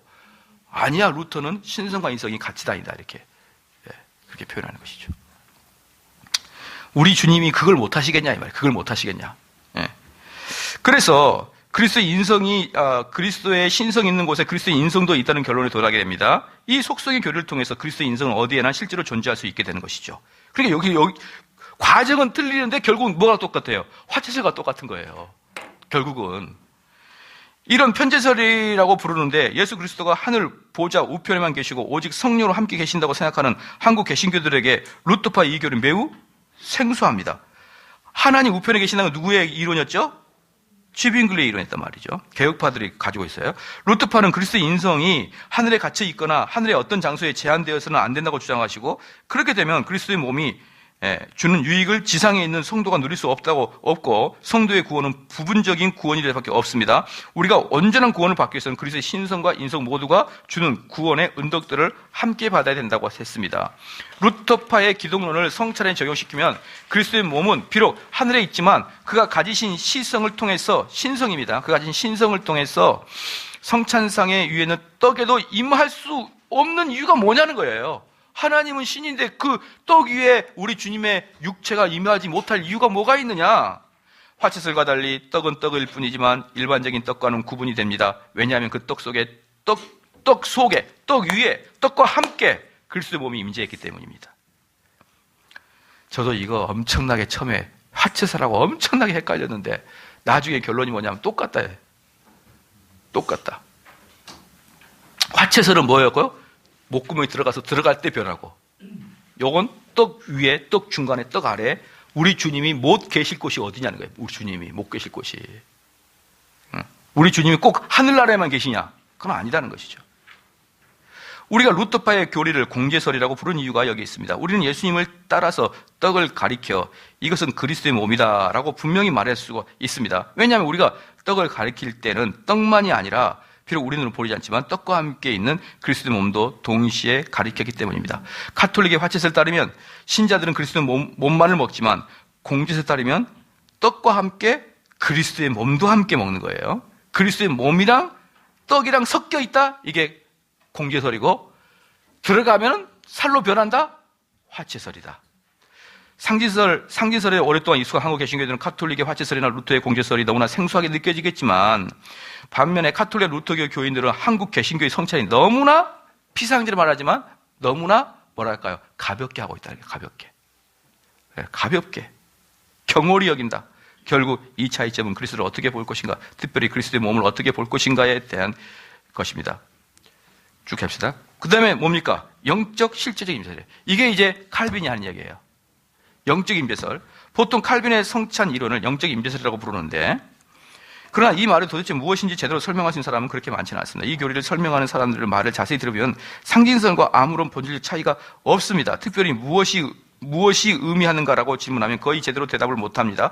종교개혁체 2세대인 칼빈은 루터파와 찌빙글파의 일치를 소망했습니다. 여러분 잘 아시죠? 그러기 위해서는 성찬에 대해서 양편에 모두 공감할 수 있는 견해를 제시해야 됐습니다. 먼저 칼빈은 두 당사자들이 모두 성찬에 대한 성경적 가르침에 충실하지 못하다고 판단했습니다. 칼빈이 보기에는 둘 다 문자주의예요. 문자주의. 예, 영적 해석을 못해요. 특별히 칼빈은 성찬에서 성령의 역할이 중요성이 모든 사람들에 의해서 무시되고 있다고 판단합니다. 칼빈에게 있어서 성령은 그리스도와 신자를 연결하는 끈입니다. 왜 칼빈이 성령을 통해서 볼 수 있냐면 칼빈은 성령론의 최고봉이거든요. 기독교 2000년 역사에서 칼빈이 성령론의 빙점을 찍습니다. 그렇기 때문에 보이는 거예요, 이게. 여러분들은 어떤 사람은 칼빈이 막 냉랭한 이론가 같죠? 안 그래요. 칼빈은 성령론을 완성한 사람입니다. 성령론을. 그렇기 때문에 보인 것입니다. 이는 성찬에서도 적용됩니다. 역사를 통해 성찬 속에서 신자는 하늘에 계신 그리스도와 참된 교제를 이루는 것입니다. 따라서 영적 임재에서 영적이라는 의미는 무엇보다도 성령의 역사를 가리키는 말임을 기억하도록 해야 됩니다. 칼빈은 임재를 일반적으로 알고 있는 개념과는 정반대로 해석합니다. 그 당시 임재라고 했을 때 대부분의 사람들은 하늘에 계신 그리스도께서 어떻게 한다? 이 땅에 내려오는 것으로 인지하는데 화채설도 공채설도 이 점에 대해서 공통점을 가지고 있습니다. 그러나 칼빈은 그러한 견해가 성찬하셔서 존귀하게 되신 그리스도를 다시 이 땅으로 끄집어 내리는 것이라고 비판했습니다. 칼빈에 따르면 이것은 영화롭게 되신 그리스도를 욕보이게 되는 것이고 따라서 우리는 그와 반대로 이해됩니다. 그리스도께서 이 땅에 내려오신다기보다는 땅에 있는 우리가 하늘로 올라가서 거기서 그리스도의 임재 속에 들어가는 것을 말하는 것입니다. 이 점에서 성찬의 교리가 칼빈 성찬의 결정적인 중요한 역할을 합니다. 그게 제일 핵심이에요. 우리가 이 땅에서 성찬하지만 이 모습은 그대로 천국에서 먹고 있는 것이다 라고 이야기하는 것이죠. 천국에서. 왜? 주님과 함께 있는 곳이 어느 곳이라 천국이라면서요. 예? 영적 임재설에 있어서 가장 중요한 오해는 영적 임재를 실제적 임재와 반대되는 개념으로 이해하는 데서 비롯된다. 그렇게 되면 영적 임재가 쉽게 찌빙글리가 받아들였던 상징 혹은 비유적 임재로 넘어가게 되고 그렇게 되면 성찬에서 그리스도께서 실제로 임재하시는 개념이 상당히 약화될 수밖에 없다. 그러나 영적이라는 말은 실제적이라는 말과 반대의 개념이 결코 아닙니다. 영적 임재설의 반대말은 육체적 임재설이지 실제적 임재설이 아닙니다. 다시 한번 강조하지만 성찬에서 우리는 그리스도의 참된 몸과 정말로 참되게 교제해야 됩니다. 그리스도의 영과만 교제하지 않습니다. 성찬에서 그리스도의 몸은 성령의 역사에 의해서 실제로 임합니다. 육체적으로 임하지 않을 뿐입니다. 칼빈의 영적 임재설을 보다 정확히 표현하자면 성령적 실제적 임재설입니다. 그러니까 여기서 실제적 임재설이 아닌 건 뭐밖에 없어요? 찌빙글리밖에 없어요. 앞에 화채설, 공채설, 여기 영적 임재설은 다 핵심이 실제성이에요. 실제성. 그게 우리는 핵심이에요. 칼빈이 이 교리를 보다 잘 설명하기 위해 태양과 식물에 비유한 적이 있습니다. 식물은 태양이 없으면 죽는다. 그렇다고 해서 태양이 식물 가까이 오면 불타버릴 것이다. 식물은 태양에서 오는 빛을 먹고 자랍니다. 마찬가지로 그리스도인들은 그리스도의 몸에서 나오는 영적인 모든 유익을 성찬 속에서 실제로 누리는 것입니다. 그렇죠? 실제로 누리는 겁니다. 이것은 단지 영적인 일도 아니고 비유적이거나 상징적인 일은 더욱도 아닙니다. 성찬에서 우리의 영혼이 누리는 영적 유익은 실제적이며 이 점은 아무리 강조해도 지나치지가 않습니다. 칼빈의 교리를 실제로 봅시다. 성찬에서 과연 어떤 일이 벌어지고 있는가? 성찬식에 참여한 성도들의 영혼은 한 몸을 이루어 성령의 역사에 의하여 하늘로 들어 올라야진다. 그들은 하늘에 계신 그리스도의 임재 안으로 들어갑니다. 그리고 성령 하나님은 부활하시고 승천하신 그리스도의 몸에서 나오는 영혼의 양식을 그들에게 나누어 주고 신자들의 영혼은 믿음으로 그 양식을 받아 먹습니다. 이것은 우리의 이성으로 이해할 수 없는 신비입니다. 그러나 성경적 가르침이기 때문에 오직 믿음으로 받아들이고 있을 뿐입니다. 심지어 객과 신학자들 중에서도 칼빈의 기도가 너무나 지나치다고 비판하는 사람들도 적지 않습니다. 그러나 이러한 비판은 성령의 사역에 대한 불충분한 이해로서 비롯된 것입니다. 우리가 성찬에 대한 칼빈의 풍성한 설명을 제대로 이해하기 위해서는 성령님의 놀라운 사역에 대해서 이해가 선행돼야 됩니다. 칼빈이 성령 신학자라고 한다면 그것은 특별히 성찬을 해서 그러한 것입니다. 성령의 사역에 대한 올바른 설명 없이 성찬의 신비를 설명하는 모든 시도는 첫 단추를 잘못 끼우는 것입니다. 이렇게 보면 성찬이야말로 다른 교회에 비해서 개혁교회가 얼마나 풍성한 성령을 가지고 있는지를 보여줍니다. 오늘 여기까지 할 건데요. 이제 나머지는 여러분이 이제 집에 가서 읽어보면 되는데, 이제 우리 한국 교회는 놀랍게도 찌빙글리를 따라요. 찌빙글리를 폐마하는 건 아니지만 찌빙글리의 성찬식은 우리를 필히 가볍게 여기게 만들 것이고요. 그러면 영적 임재설을 위해서는 여러분들이 이 칼빈의 영적 임재설 때문에 뭐가 나오냐 그러면 성찬식 전에 성찬식을 이렇게 설명하는 성찬 사경회나 세미나나 설교를 하는 거예요. 성찬식이 뭐라는 것을 알고 여러분들이 그 준비하고 그 영적 의미가 뭔지를 깨닫고 성찬식에 참여해야만 여러분이 비로소 영적 임재설이 무엇인지 알고 그 유효한 효과를 볼 수가 있다는 것이에요. 무슨 말인지 아시겠죠? 그렇기 때문에 우리는 지금 벌써 한 10년이 넘었어요. 10년이 넘은데 한국 교회 교수님들을 중심으로 해서 빨리 찌빙글리의 기념설을 탈피를 해서 칼빈의 영적 임재설로 한국 교회 성찬식이 바뀌어야 된다는 것을 계속 강조를 하는데도 잘 안 퍼져나가네요. 이게 안 퍼져나가요. 그런데 분명히 바뀌어야 된다. 그래서 여러분이 영적 임재설이 무엇인지 잘 알고 그걸 위해서는 성찬 사경을 통해서 여러분이 어떤 상태가 돼야 되는지 잘 배웠으리라고 생각합니다.